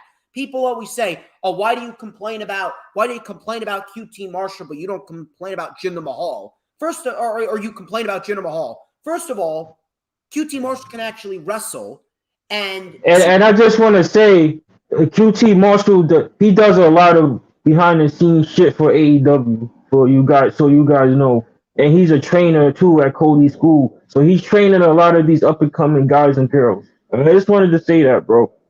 Exactly. So first of all, QT can actually wrestle. Secondly, QT was never pushed to a fucking world championship for some agenda with another country, like Jinder Exactly. towards a championship for an agenda in India. Do you guys realize that's why Jinder became champion? Yeah, exactly. QT is a good wrestler to give other people a good match on television, ultimately putting people over in defeat. And that's pretty much it. So this was a very solid match. QT held his own against Punk. The ref, he kicked out Solo and Camarado. QT, he tried to wear down Punk before Punk came back with a flying clothesline off the apron. QT then took over again. He hit a very nice sit-out powerbomb on Punk for a 2. Very nice sit-out powerbomb. Punk came back with a big heel kick, swinging neck breaker. He hit a big knee and a clothesline. He hit the big Macho Man elbow drop. And then he delivered a GTS for the 1-2-3 win. And CM Punk remains undefeated in AEW. Really good stuff right there. Solid match after the promo. What were your thoughts on this match? And what are your thoughts on the build so far of Punk and MJF? I'm loving the build so far, bro. Because when we get the match, it's really gonna be something that we're gonna be glued to our screens to, you know. And like I said, these two could work. CM Punk is CM Punk. We know what he could do. The ring rust is gone now, in my opinion. Like he's good now. MJF, I've been a fan of MJF since his days at MLW when he was MLW champion. I know what MJF could do in the ring. A lot of people just say, "Oh, he's just a promo guy." Y'all need to open your eyes up. Just look at his match with Darby Allin. They had, in my opinion, bro, that was the best match on Full Gear. Those two, I would probably say second best only because, man, I love that Falls Count Anywhere match. I love that Falls Count. Oh hell yeah! Oh hell yeah! But me personally, that was my match of the night for Full Gear. So the Punk match, the Punk and MJF match, I know that they're going to deliver. And this QT Marshall match, you said it best, bro. He's not the Jinder Mahal of AEW. I don't know what's wrong with people, man. Again, you guys know why Jinder became WWE champion, right? And let me remind y'all, Jinder's from Canada. Keep that in mind. He's a Canadian Punjab guy. QT Marshall is here doing the role that he has is the role that he's supposed to be in. QT Marshall is not here to become AEW champion. He's not here for none of that. He's here to put over people. He's here to train the future. And again, he does a lot of behind the scenes stuff. I say that about Rocky Romero. Rocky Romero is one of the main reasons why the Forbidden Door is even happening. If I'm being real. And I feel I gotta say that more often because Rocky Romero don't get enough credit he deserves, in my opinion, in terms of the Forbidden Door. But I love the Punk and QT Marshall, bro. It was good for what it was. Solid match. It did the job. QT is very good when he is given the opportunity, especially when he's paired with a guy like CM Punk. I mean, how can you have a bad match with CM Punk? Exactly. 2.0. My guys. Matt Lee and Jeff Parker and Daniel Garcia, they interrupted an Eddie Kingston promo. And Eddie Kingston, it was actually a very, very funny interruption because Eddie Kingston's like, hey, Moxley, I miss you, dog. Happy Thanksgiving to your wife, you and your kid. And here we go. And then they walk in. I actually laughed at that. They ended up throwing coffee in Eddie Kingston's face backstage. This was a prelude to the Rampage main event that we saw last night. That was Eddie Kingston and Daniel Garcia, which we will go over later. We had the Gun Club versus Bear Country, and this was a prelude to the build that we're getting towards Darby Allin and Sting versus the Gun Club. Now, I know some people are complaining about it, and listen, I understand, but here's the thing. The Gun Club can't just stay on dark forever, number one. Number two, they're not here to win championships, at least not yet, because they're not ready. And three, people, this is just an interim feud to get Darby to Winter is Coming, because I am calling it right now. You know who's going to show up in Winter is Coming? And you know who's going to end up attacking Darby and Sting? I know who you're about to say, bro. Take a guess. Wyndham? Yep. Wyndham is going to go into a feud with Darby Allin starting at Winter is Coming. We're going to get Wyndham versus Darby at Revolution. And on top of that, if you noticed it, I have a feeling they're telling a long-term story here. Notice how Darby has been losing a lot of big matches as of lately. He lost to Punk, he lost to MJF, but whenever he teams with Sting, they win. And Sting has always gotten the win. Sting's always gotten the win. So if you think about it, if they go into a feud with Darby and Wyndham wins, that's another big loss for Darby. Sting, you can make the argument that Sting could turn heel because he's been carrying Darby Allin. He's been carrying Darby. Imagine this. Imagine Darby loses to Wyndham, but him and Sting, they remain undefeated and they climb the ranks in the tag team division. They get a shot at the tag team titles. They lose, and Sting turns on Darby. And then we get Darby and Sting to help elevate Darby further up the ladder, and we get Darby going into a feud for the World Championship after he beats Sting. Imagine that. I have a feeling they're telling a long-term story. So at the end, all in all, I don't mind them feuding with the Gun Club for just a few weeks. At the end of the day, I have a feeling we're getting Darby and Wyndham, and we're going to get Darby and Sting inevitably breaking up next year. So I don't really understand why people are complaining too much about the Gun Club. Everyone gets equal opportunity. Everyone gets equal opportunity with AEW. No one is held down. No one is a favorite. Everyone gets equal opportunity.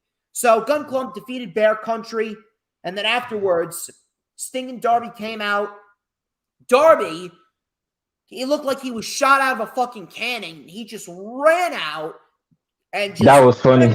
He just decked Austin's gun. That became a meme on social media. All fucking That was hilarious, bro. absolutely fucking insane. And the Gun Club, they ended up running off. And then next week, we get the Gun Club versus Darby and Sting. Should be a decent match. What were your thoughts on this, and what are your thoughts on this feud? And do we see Wyndham at Winter is Coming? Well, you answered my question, bro, because I wanted to ask you, like, yo, do you see something long term with this feud going? Well, not necessarily this feud, but with Darby and Sting. Yes. So you just answered my question. I'll be real. I'll give Billy Gunn this. He looks fantastic at his age. You know he's 4 years younger than Sting? Oh my God, he looks great. He looks great. Yeah. Like you said with his sons, I definitely see them one day, either challenging or actually being champions. But not right now. They still green as fuck. But like you said, they can't be on Dark forever. I really thought about it just now. It can't just be, especially the pandemic era. We always saw them acting as fans in the front row at Daly's place, right? Yes. Yeah, Daly's place. And I love your idea, bro. Wyndham is definitely all elite. I definitely see. I think Tony Khan might name it. Wyndham is coming. Who knows? Wyndham is coming. He is. Wyndham's. I'm happy for on him. December 15th, and we will see Wyndham going to a feud with Darby, and it's going to be fucking amazing. And I think Darby is the perfect person for him to have a match with and feud with. I'm happy for him. He's out making movies right now. He's finally able to be creatively free from fucking prison. You guys know what I'm talking about. Damn right. And he's not done with wrestling. I know a lot of people say that he is, and now he want to focus on making movies. I disagree with that. I feel like there's still a chip on his shoulder that he wants to show Vince because they did him the Fiend character. Let's talk about the Fiend real quick, bro. They literally gave that character to Alexa. Alexa's not even on TV right now. Good, because she sucks. Exactly. Sasha's always better. Say that again, bro. Say that again. Sasha's always better for you Alexa Bliss fucking tit lickers. Sasha is a pro wrestler. Alexa Bliss is shit. Alexa is a diva. Sasha Banks is a pro wrestler. Thank you. You guys understand that? No, because most of them are fucking stupid. Because let me tell you something. Alexa ain't gonna sleep with y'all. She ain't sleeping. She's got Ryan Cabrera. Nah, he's lucky. He's a lucky dude, bro. I gotta. outside of wrestling. That. Don't let Sasha. Outside. Okay. I don't want to get hit with the bank statement. You feel me? I feel you. But Gun Club. Actually, no. The Fiend. I'm sorry. The Fiend. Look what they did with Wyndham. That was his creation. They let him run the ball for a little while with the whole Firefly Funhouse shit, and then Vince took it over. He profited over it big time. They made a lot of money off of this dude just for them to release him, which is very fucked up. And like I said a few seconds ago, he has a chip on his shoulder, I know, in the wrestling business, and he's not done yet. He's not. And Darby Allin, I can't wait for that, man. I can't. It's gonna be fantastic. I'm pretty sure we're gonna get the match at Revolution. Yes. And again, Revolution. Think about this. Look at Revolution. We got Punk and MJF, Darby and Wyndham, Thunder Rosa and Britt Baker, potentially the Lucha Bros versus Proud and Powerful, potentially Adam Page versus Adam Cole, baby, Malachi Black potentially versus Sammy Guevara for the TNT Championship, potentially a heel Cody Rhodes versus a babyface Daniel Bryan if they turn Cody heel by then. Dude, Revolution. Holy shit. Revolution. They going shit on the Rumble. the There you go. the Rumble's gonna be trash, man. These WWE shows, they just sell it out for the name recognition alone. But Revolution is gonna shit on the Rumble. You know my thoughts on Wrestle Kingdom, bro. Wrestle Kingdom. Right, I say it's every January. Wrestle Kingdom starts off the wrestling year, right? You know, and then we got Revolution right after that, man. I hope Cody turns heel, man. Heel Cody against. Yeah, it's a slow burn. But I'm liking the fans shitting on Cody. I'm liking the John Cena Cody. I like that the fans are throwing the weight belt back. I think that's great. Bro, that was some ECW shit, bro. That was that. Dude, I'm liking it. I never saw that before, bro. They literally threw the weight belt back at. All right, so we got Battle of the Belts announced for January 8th, Saturday. Now, I believe it's going to be live, and hopefully it's not a taped show because I hope it's live. Live, but I actually do hope it's 2 hours. I hope it's not 1 hour. I think that they could very well do a 2-hour show on that Saturday night. Here's what I can see happening at this. I don't think they're going to wait that long to do Bryan and Hangman. They're not going to do that. Bryan and Hangman's going to take place at Winter is Coming.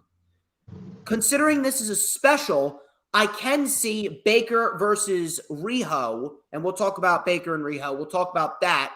I can see that taking place at Battle of the Belts.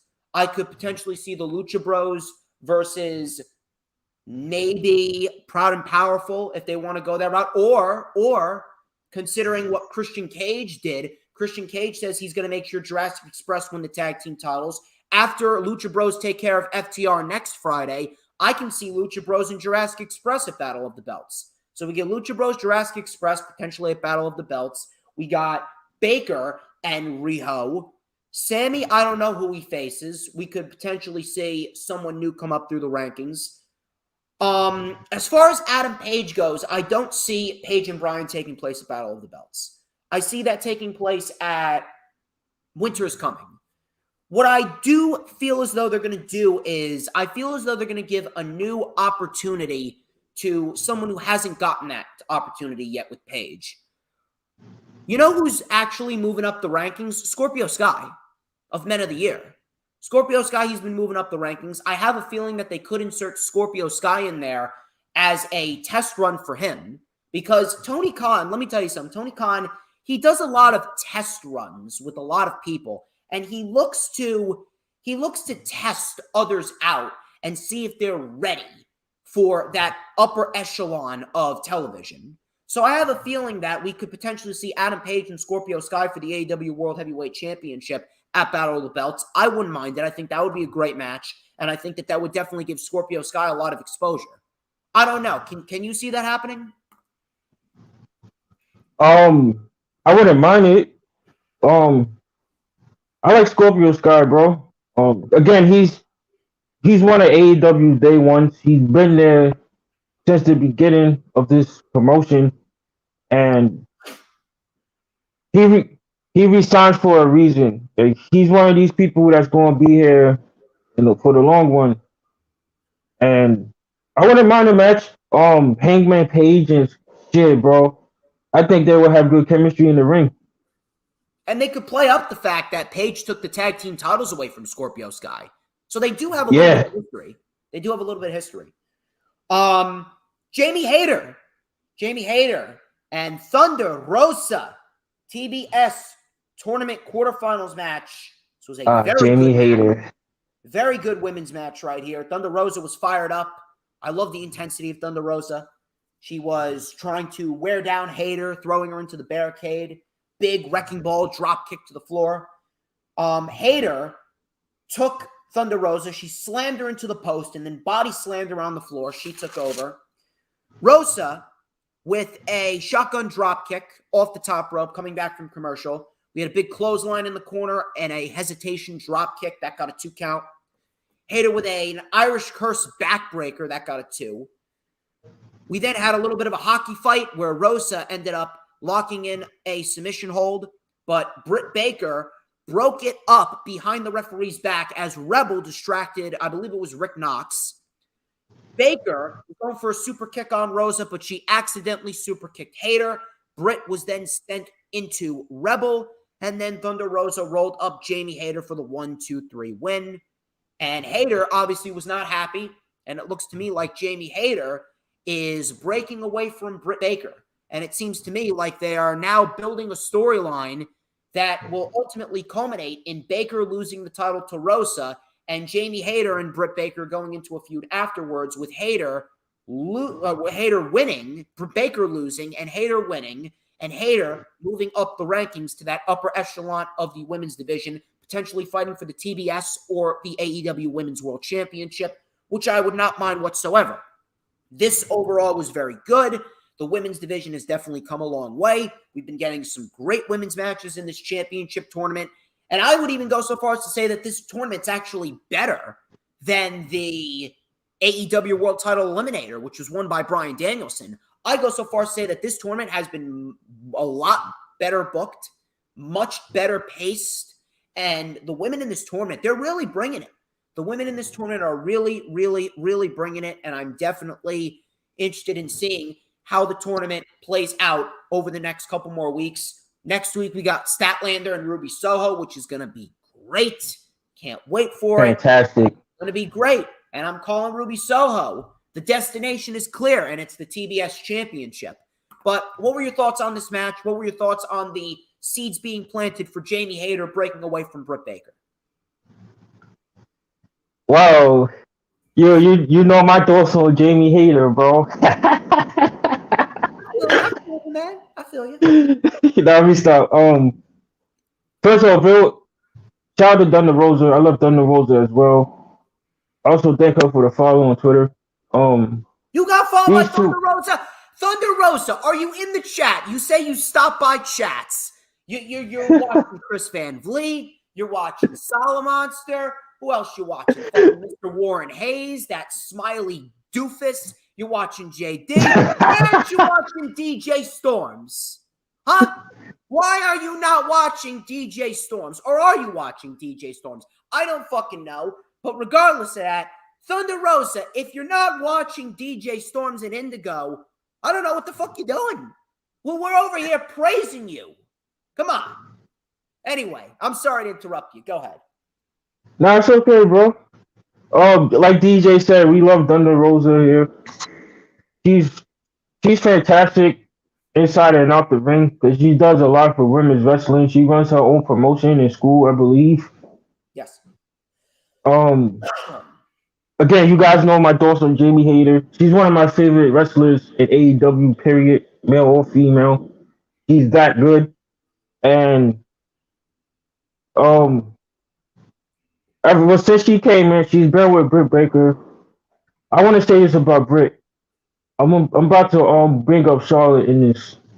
They both champions right now, right? But Britt Baker, we can see that she's for the women's division. She knows that she has to put over others under her for the division to be better overall. And we don't see Charlotte doing shit like that. Look, again, before we got on the call, bro, I just saw what they did to Tony Storm last night. You won't see Britt Baker doing shit like that to Red Velvet, for example, or Riho or Sheeta, you know? And like you said, the Thunder Rosa Britt Baker match is happening sooner than later it's going to happen. Revolution. And yeah. And it's time. We said it in the Kenny Hangman Page match. We know when it's time. It's not going to hurt Britt Baker. She's a made woman already. She's, again, like the Scorpio Sky, she's one of AEW's day ones, especially in the women's division. And she's going to feud with Jamie Hayter after she drops that title to Thunder Rosa, like you said, bro. She's going to put over Jamie. Because, again, This isn't Charlotte Flair. This isn't Becky Lynch. Who? Fuck Charlotte Flair. Fuck Charlotte Flair. Facts. Fuck Charlotte. And Becky too, man. And fuck Becky Lynch. Wait, Becky Lynch? No. It's Becky Flair. It's Becky Flair. Oh, my fault, bro. Anyway. Becky Berg. Becky Berg. Anyway.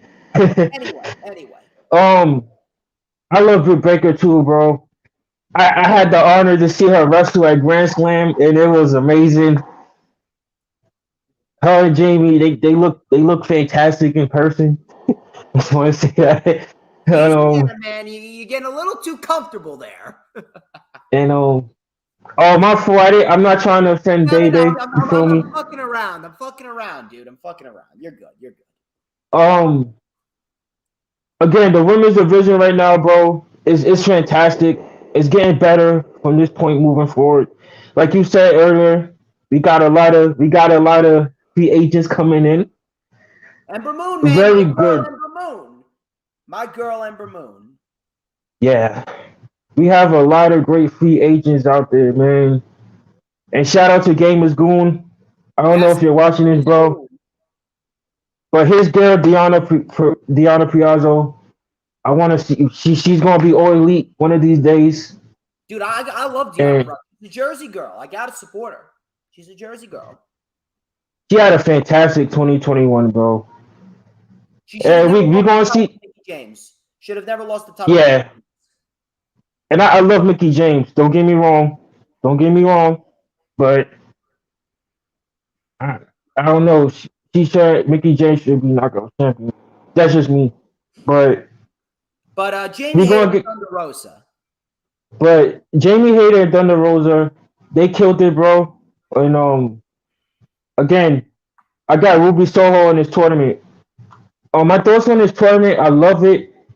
Like you said, I agree with you. It was better than the men's. Even though the men's tournament was fucking fantastic, Tony Khan really stretched this tournament out, and I'm happy for the women that they get this type of opportunity, because in WWE, these women would have had fucking 3-minute matches.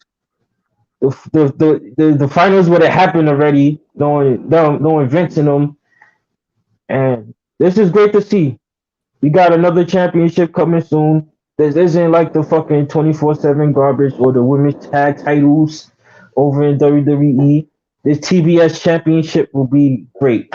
And that's my thoughts on that, bro. We moved on to the American Dragon, Bryan Danielson, versus Cabana. And this was very quick, very effective. Bryan Danielson was playing up to the crowd, very heel-like. He was kicking Cabana in the ribs. Cabana came back with a great-looking moonsault on Bryan. Bryan then with stomps to the face and a label lock. Cabana tapped out. Very quick, very effective. This was actually a prelude to Bryan Danielson's promo with Adam Hangman Page. Cabana legitimately got his teeth knocked out, which looked fucking nasty. That looked fucking nasty. So Bryan was interviewed by Mr. Tony Schiavone, and he goes, "When I debuted here in Chicago, I got a much different reaction. I got a word to describe that, and it's fickle." My God, I loved the heel Daniel Bryan back in 2019.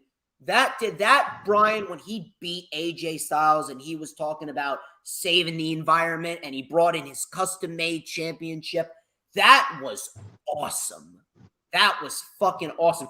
You got a championship carved from the wood of a naturally fallen oak tree. I love that. That was great. That underrated. Excellent. That does not get enough appreciation. It doesn't. That's because of the whole Yes movement shit, bro. Again, I was a fan of that, but that was so long ago now. Dude, let me tell you something.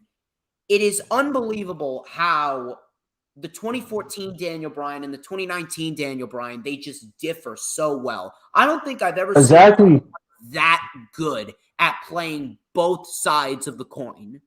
That is just unbelievably good. That's a testament to how great Bryan Danielson really is. But Exactly. he called the audience fickle, and I loved it. He says, I kicked his head in and kicked his teeth out. Obviously talking about Cabana. All of this is leading to the ultimate head kicking. Adam Page. Adam Page then came out. He goes, you made your point, but we're in Chicago, and this is a building that holds a very special place in my heart. So let's do this right here, right now. Brian goes, of course you'd say that after I'd already wrestled a match. That's not cowboy shit. That's coward shit. So Page goes, fine. I'm not leaving without a fight, though. I'll let you have the first shot. He puts his hands behind his back. Brian goes, don't insult my intelligence. Slapped Page. We get a big brawl. Page went for the buckshot lariat, but Brian got out. I'm assuming we're getting this in 2 weeks at Winter's Coming, which will be great. They're going to end the year on a high note. It's either that or New Year's Smash. I'm not sure. I'm going with Winter's Coming because you know that they're going to make Winter's Coming a big fucking show. You know for a fact they're going to make a big fucking show. But this was awesome. Excellent stuff. Brian and Page have built this feud beautifully. What were your thoughts on this promo with Bryan Danielson and Adam Hangman Page in the match with Colt Cabana? I loved it. It was good for what it was. I believe this is their sixth encountering. If you guys don't know, Bryan Danielson. I've been a fan of Bryan Danielson since I was like in 4th or 5th grade. So this goes back before he even signed. Huh? How old are you now? I'm 26. You're 26? Oh, nice. Wow, it's been a long time, man. Almost 20 years of being a wrestling fan. All right, I can dig that. So now a lot of people know Bryan Danielson's Ring of Honor run, which was one of his greatest runs, if you ask me. And Brian, I'm not talking about the 2019 stuff he did. I'm talking before WWE, Ring of Honor. Bryan Danielson as a heel was fucking fantastic, bro. And him and Colt Cabana had they had 5 matches in Ring of Honor. Bryan Danielson won 4 of them. The 5th one was a draw because it was an Iron Man match for 60 minutes. So that was a draw. And Colt Cabana never beat Bryan Danielson to this day. And I'm happy to see him just doing what he loves. I'm happy that he's not with WWE anymore because he could have stayed. He was a part of the SmackDown creative team. Yeah. He was a part of the SmackDown creative team. He helped put Cesaro over. He was advocating for a lot of people in that role on creative, unlike Edge, who still is a part of creative, but doesn't care about nothing but himself in his run back. But Bryan Danielson, I want to say this: you guys know that he's a heel right now, right? There's people saying that he's still a face for whatever reason. He's a heel right now in this program with Page. And then he's going back face after this match. He's baby face after though, but he's a heel to help get Page over. Yeah. Because you gotta keep in mind, we are whenever Moxley comes back, we all get in that tag match with Kingston versus Punk and Danielson. Yes. You get in that. So after this Page feud, Bryan Danielson is going back to a face. So I just wanted to say it because there's people saying that he's not a heel right now. I'm like, yo, what are y'all watching? People, man, people. You got to get with the program. Anyway, on Rampage, it was announced for Rampage that we got Britt Baker and Riho, Black Friday deal match. We got Eddie Kingston and Daniel Garcia. And then we got Bobby Fish and Adam Cole, Bay versus Orange Cassidy and Wheeler Yuta. So we got that. And then the main event, we got Andrade, El Idolo, Malachi Black, and FTR versus Cody Rhodes and Pac and Death Triangle. Pac and the Lucha Bros. Collectively, they make up Death Triangle. So Cash Wheeler, he was isolating Penta. Phoenix came in. He tried to pick up the pace. He was lighting up everyone. Punt kick to Black. A handspring double cutter to FTR. Hurricane Rana on Andrade. He was fucking great. I'm thoroughly convinced Rey Fenix is not human because he should not be able to do some of the shit that he does. Pac came in. He lit up everyone with a German suplex on Black. Big Fosbury flop to FTR. Everyone started taking out everyone. It was just pure chaos. Cody accidentally super kicked Pac. Andrade then dropped Cody. Belly to belly by Pac to Andrade into the corner. Tully and Arn had a face-off before Jose came in. He got punched out. Then we got the Lucha Bros taking out FTR with double planchas. Black sprayed Black Mist into the face of Pac. And Andrade with the hammerlock DDT on Pac. Andrade wins it for his team. Great to see Andrade winning the main event of Dynamite. Very good match to close out Dynamite in Chicago. Right team won. I'm interested to see where Black goes after this. I would love to see the match with Pac. That would be excellent. And I definitely cannot wait to see Lucha Bros and FTR 2 out of 3 falls on Rampage next week. What were your thoughts on this main event? And what were your thoughts on the outcome? I thought the main event was fantastic. This was a definition of a main event. You got a hot crowd. You got some of the best wrestlers on the planet, and that includes Cody. Look, I like Cody. Don't get me wrong. I just want him to turn heel. That's my stance with him at this moment. I've said it before, dude. I like Cody's great. It's just his character is stale. There's been no evolution to his character. That's pretty much it. He doesn't bury anyone. He's not overexposing himself. He just does not have a good character right now. His character does not have anything that's exciting about it. That's just pretty much it. Yeah. And I want me personally, I can't compare him to Cena. Cody's not, no disrespect to Cody, but he's not on Cena's level. Even when Cena was, at his peak getting booed and shit, Cody now is not on that Cena's level. So I just wanted to say, I get why people make the comparisons though, but my stance with Cody, just turn heel. I feel it's going to happen soon, bro, like you said. Like you said, heel Cody against a babyface Bryan Danielson, that's money. It's going to happen, dude. It's going to happen, and it is going to be fucking amazing. It is going to be the same with Punk. A heel Cody against Punk, bro. What? So I'm sure Cody himself knows about this. And like I said, yeah. Cody's not an idiot. But the match itself was fantastic.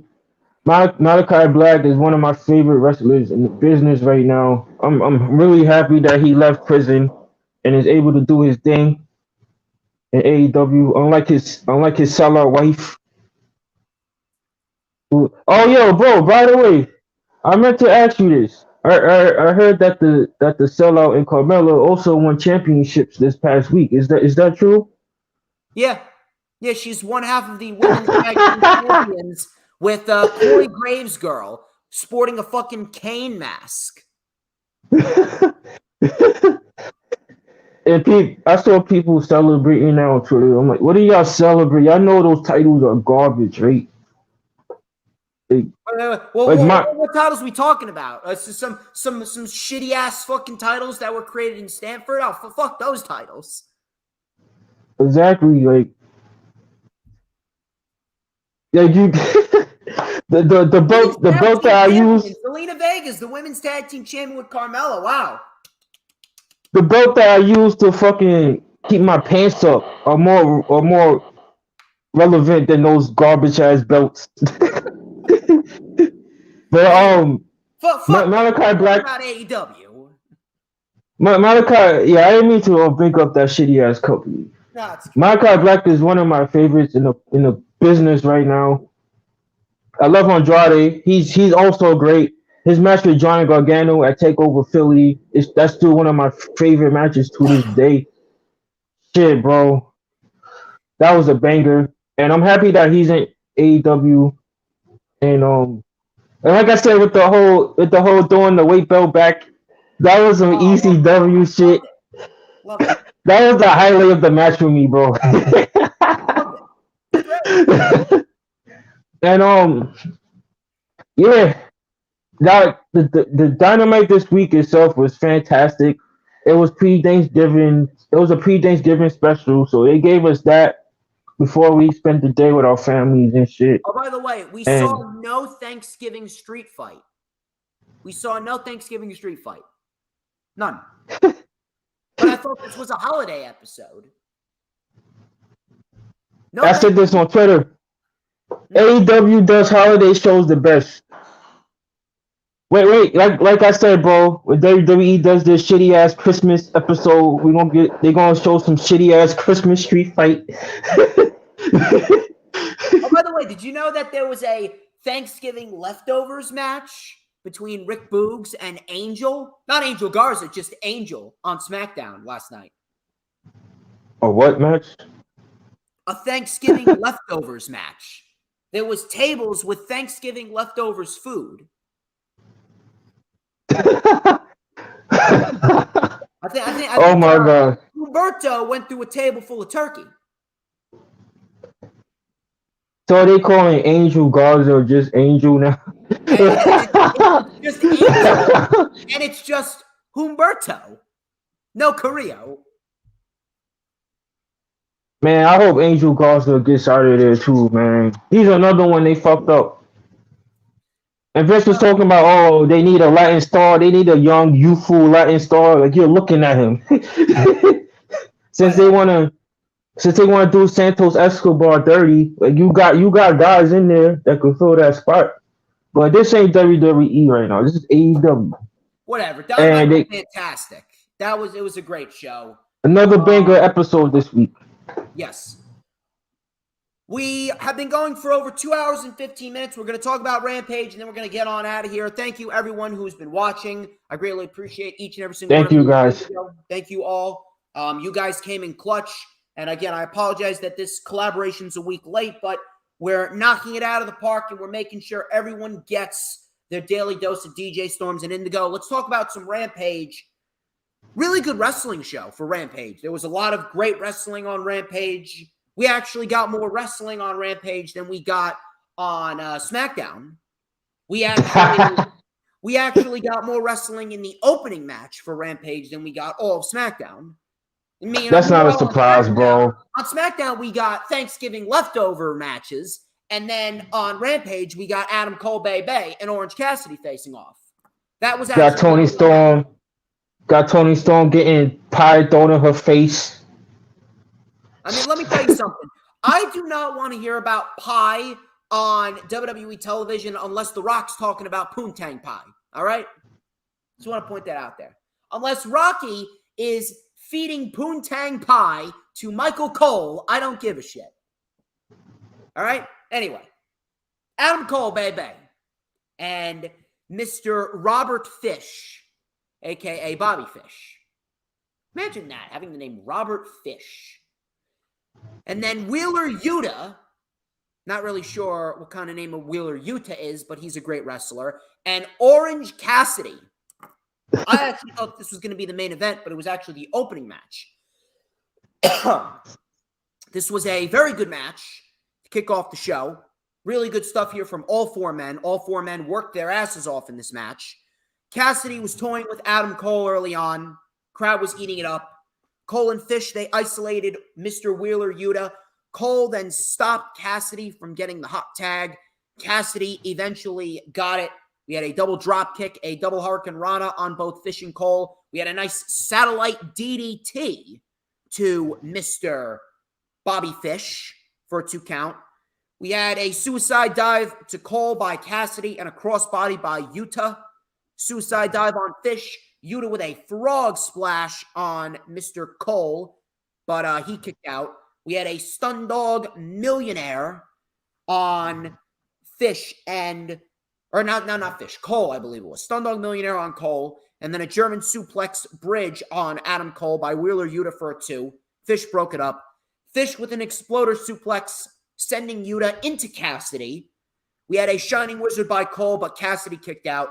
Cole then took out Yuta. Cassidy hit a beach break on Cole. Yuta got the tag. We had a brainbuster by Yuta.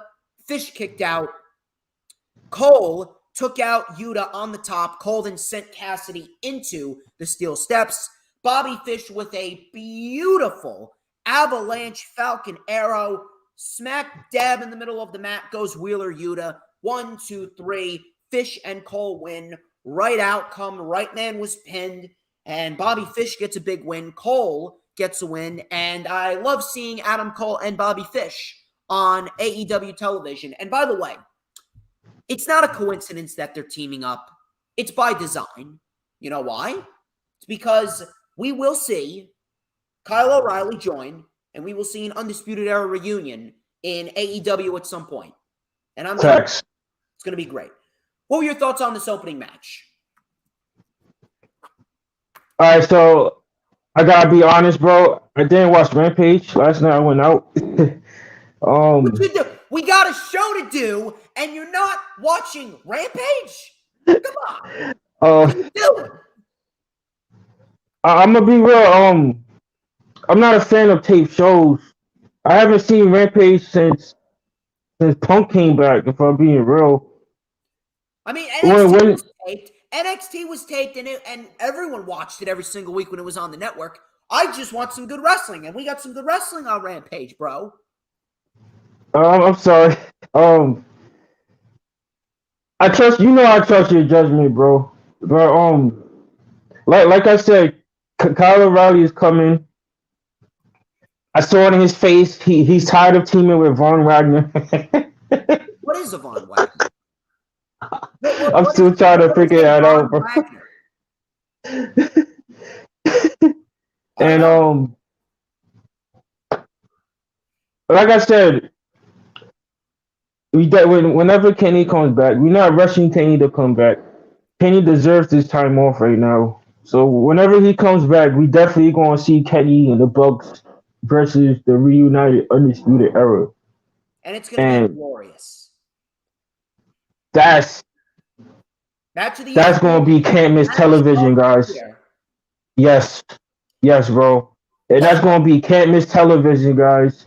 Especially if y'all familiar with the history of these factions, especially the Elite history, with Adam Cole getting kicked out, the Bullet Club and stuff. He got poisoned. This is why I love AEW, bro. Adam Cole said this. He said this on AEW Unrestricted, the podcast. He said he loved that we paid so much attention to that little detail on being the Elite because he himself thought that we forgot about that. So Adam Cole was like, yo, this is one of the reasons why I'm happy to be here in AEW. And I'm happy for Bobby Fish. A lot of people were saying, they was wondering why Bobby Fish signed. But people like us, we knew, bro. And yeah, shout out to the Best Friends. I love them. They one of my favorite factions in AEW. Orange Cassidy is my guy. I know a lot of people be hating on him for whatever reason, but he's fantastic at what he does, and he's a great pro wrestler. Can you imagine Orange Cassidy and Adam Cole at either New Year's Smash? I think that would be great. Oh, that would be a banger, bro. So yeah, I wouldn't mind seeing it. It's gonna happen. Yeah. Tony Nese, he had a backstage confrontation with Sammy Guevara. Next week's Rampage is actually looking big. And I would highly encourage you watch next week's Rampage because we got Tony Nese and Sammy Guevara for the TNT title. And then we got next week on Rampage. And then we got the Lucha Bros and FTR in a 2 out of 3 falls match for the AEW World Tag Team titles. 2 big title matches next week on Rampage. Oh, nah, I'm gonna tune in. I'll tune Here we in. go. Here we go. Shit. We Tony got Nese is my guy, bro. I've been a fan of him. the premier athlete, Riho. Went to Riho. She took on Britt Baker. This was a Black Friday deal match. If Riho won, she got an AEW World Title match. So Riho, she dove over the top rope onto Baker and Rebel. Very nice crossbody. Baker sent Riho face first into the turnbuckle pad. Baker, she regained control. Baker with a very nice sling blade. I like Baker's sling blade. It's very impactful. Riho with a nice head scissor takedown, a big rising knee. Baker with a suplex into the corner on Riho. Baker got actually caught with a dragon suplex by Riho. Kenny Omega has been teaching her well. Baker with an elbow and an air raid crash. That got a 2 count. Riho with a Northern Lights suplex. That got a 2 count. Diving double foot stomp for a 2. Riho then with a very tight roll up. And Baker, she kicked out, but it was too late as Riho got the 1, 2, 3 quick roll up on Britt Baker. And Riho's going to get an AEW World Title match down the line. Now, first off, the match was very good. Both these women can wrestle, and Riho's in a good role. She's not going to win championships. Riho is there to add to the division and to give people good matches. So I can't complain about Riho. That's number one. Number two, I understand what they were trying to do here. I understand. I understand that Britt Baker can't just sit around and do nothing until Revolution and she gets to Thunder Rosa. She needs to defend the title. I understand. I understand that they're building a story because on commentary they announced that Riho has never lost to Britt Baker in a one-on-one capacity. They're building a story. I like that. I wish WWE would do that more. I get it. But at the same point in time, there's no reason why Britt Baker needed to lose here. There were 2 other ways that you could have gone about this. Number one, Riho's in the top 5 rankings. Why does she need to beat Britt Baker? She's number 4. You could get a title match for being in the top 5 rankings. You don't have to be number 1. You don't need to be the champion. And number 2, if you absolutely had to do this match and Britt Baker had to lose, you should have had Britt Baker lose via countout. And Riho would have won via countout because it would have protected Britt Baker. Simple as that. Other than that, the match was very good, and I don't mind this match. I can see this match taking place at Battle of the Belts. I'm not going to complain about this match because at the end of the day, this is nothing more than an interim bridge for Baker to get to Rosa. I'm not going to complain, but at the same point in time, why exactly did Baker need to lose? You could have gone about this in those other 2 ways that I said. But I'm not going to overly complain about it, only because of the fact that I understand where they were coming from, but at the same point in time, it did not need to happen. Very good match, though. Terrible booking outcome.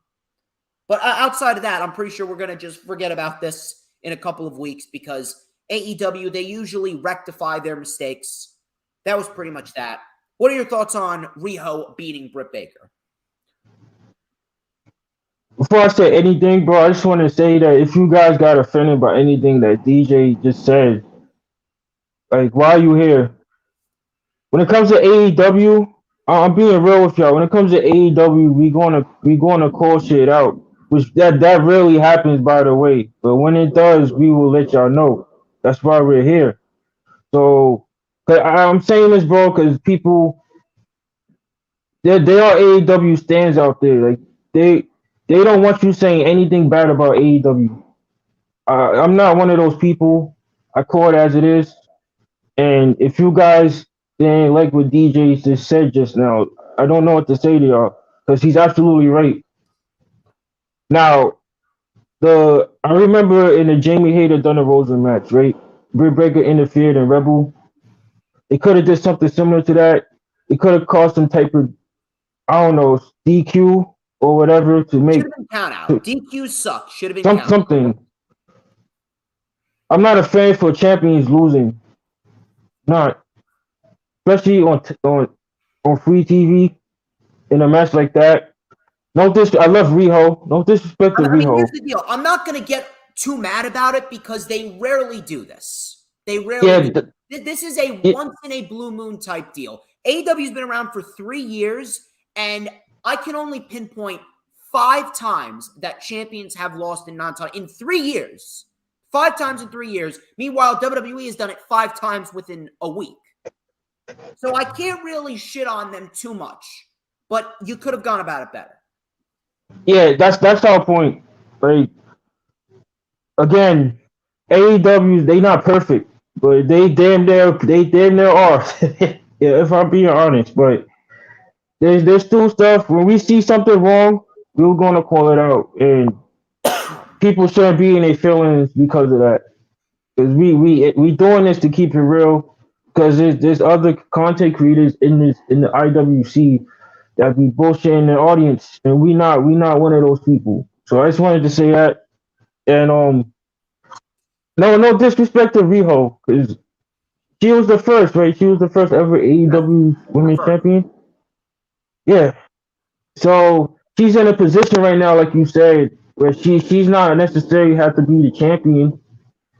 She's really there to put people over because she's still active in TJPW. If you guys don't know what that is, that's a Joshi that's Kenny's favorite Joshi's promotion.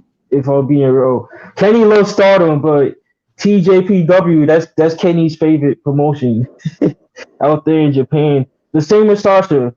Again, that's why I'm so high on Sasha. She knows the industry. She's a fan and a wrestler. She's not in this just to make money, you know?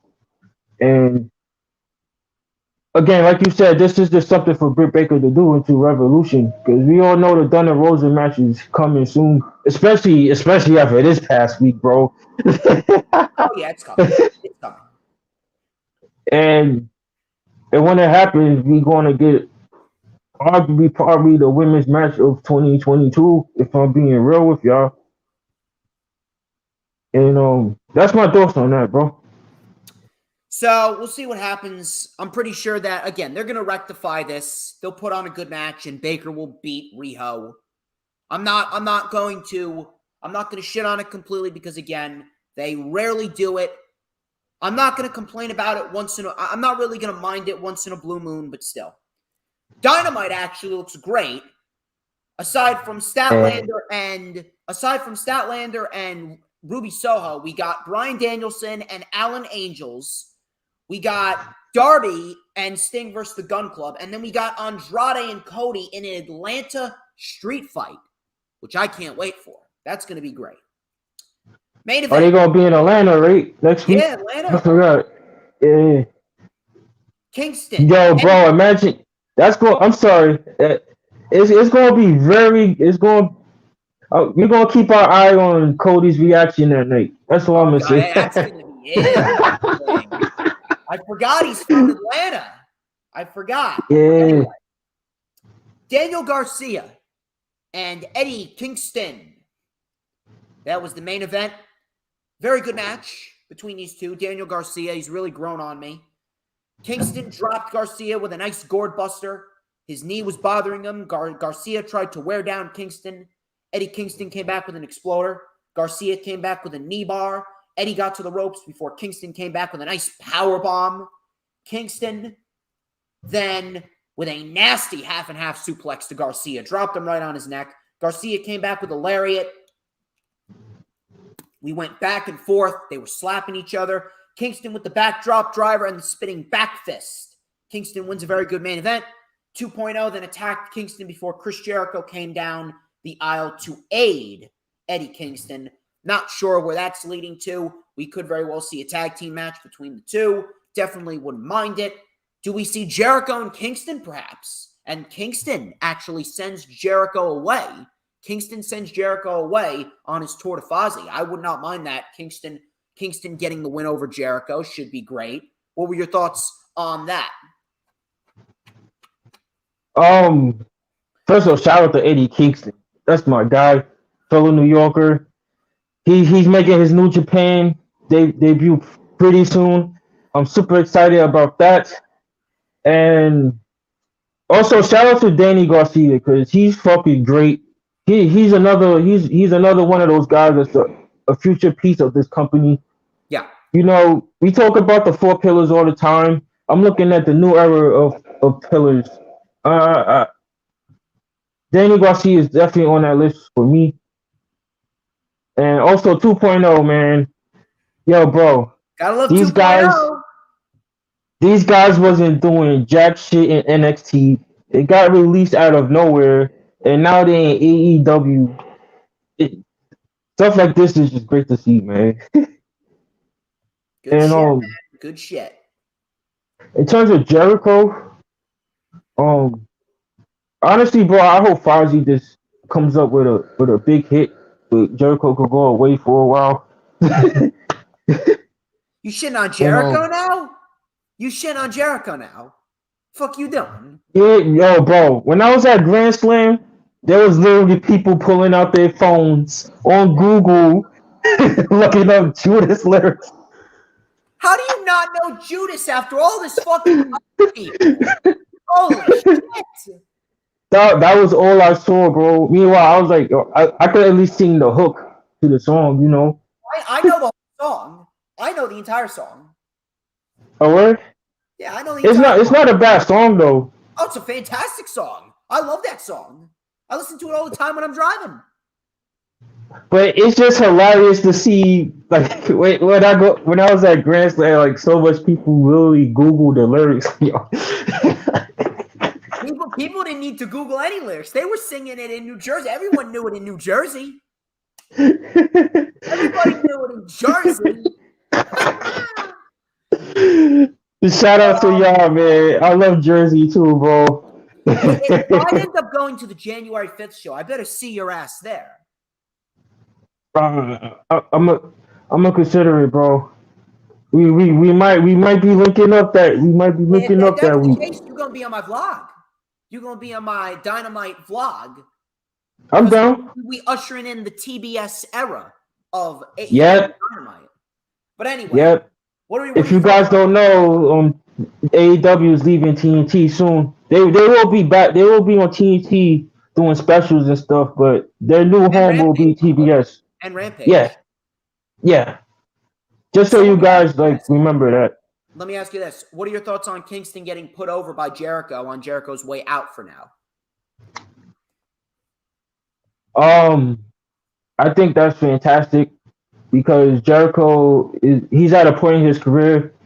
He don't need championships or anything like that. He's really here to put over other people.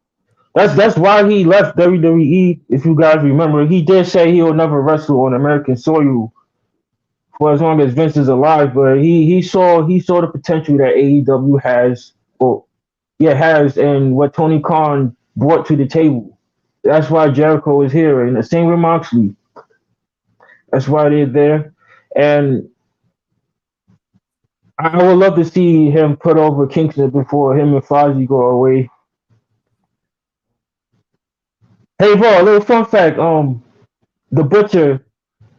You know the Butcher is in a band that played CM Punk's theme in WWE, the first one. This Fire Burns. Hold on. The Butcher was in Killswitch Engage that played This Fire Burns. No, he is in that band. The Butcher is. I need to fucking look. Hold on. I think it was Solomon. I think Solomon was the one that said that. I need to look this up. That was. Hold on. I need to fucking look this up. My phone's running super fucking slow.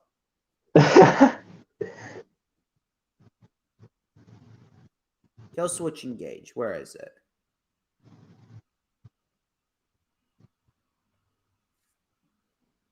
I brought this up because that's why we barely see the Butcher. I know we saw him recently because he stopped. What is the Butcher's real name? I have no idea. Hold on a minute. Trying to figure. I'm trying to look at it. Hold on. Let me look up AEW The Butcher. I'm not. Solid Monster legitimately said this. I believe it was either him or JD. I can't remember.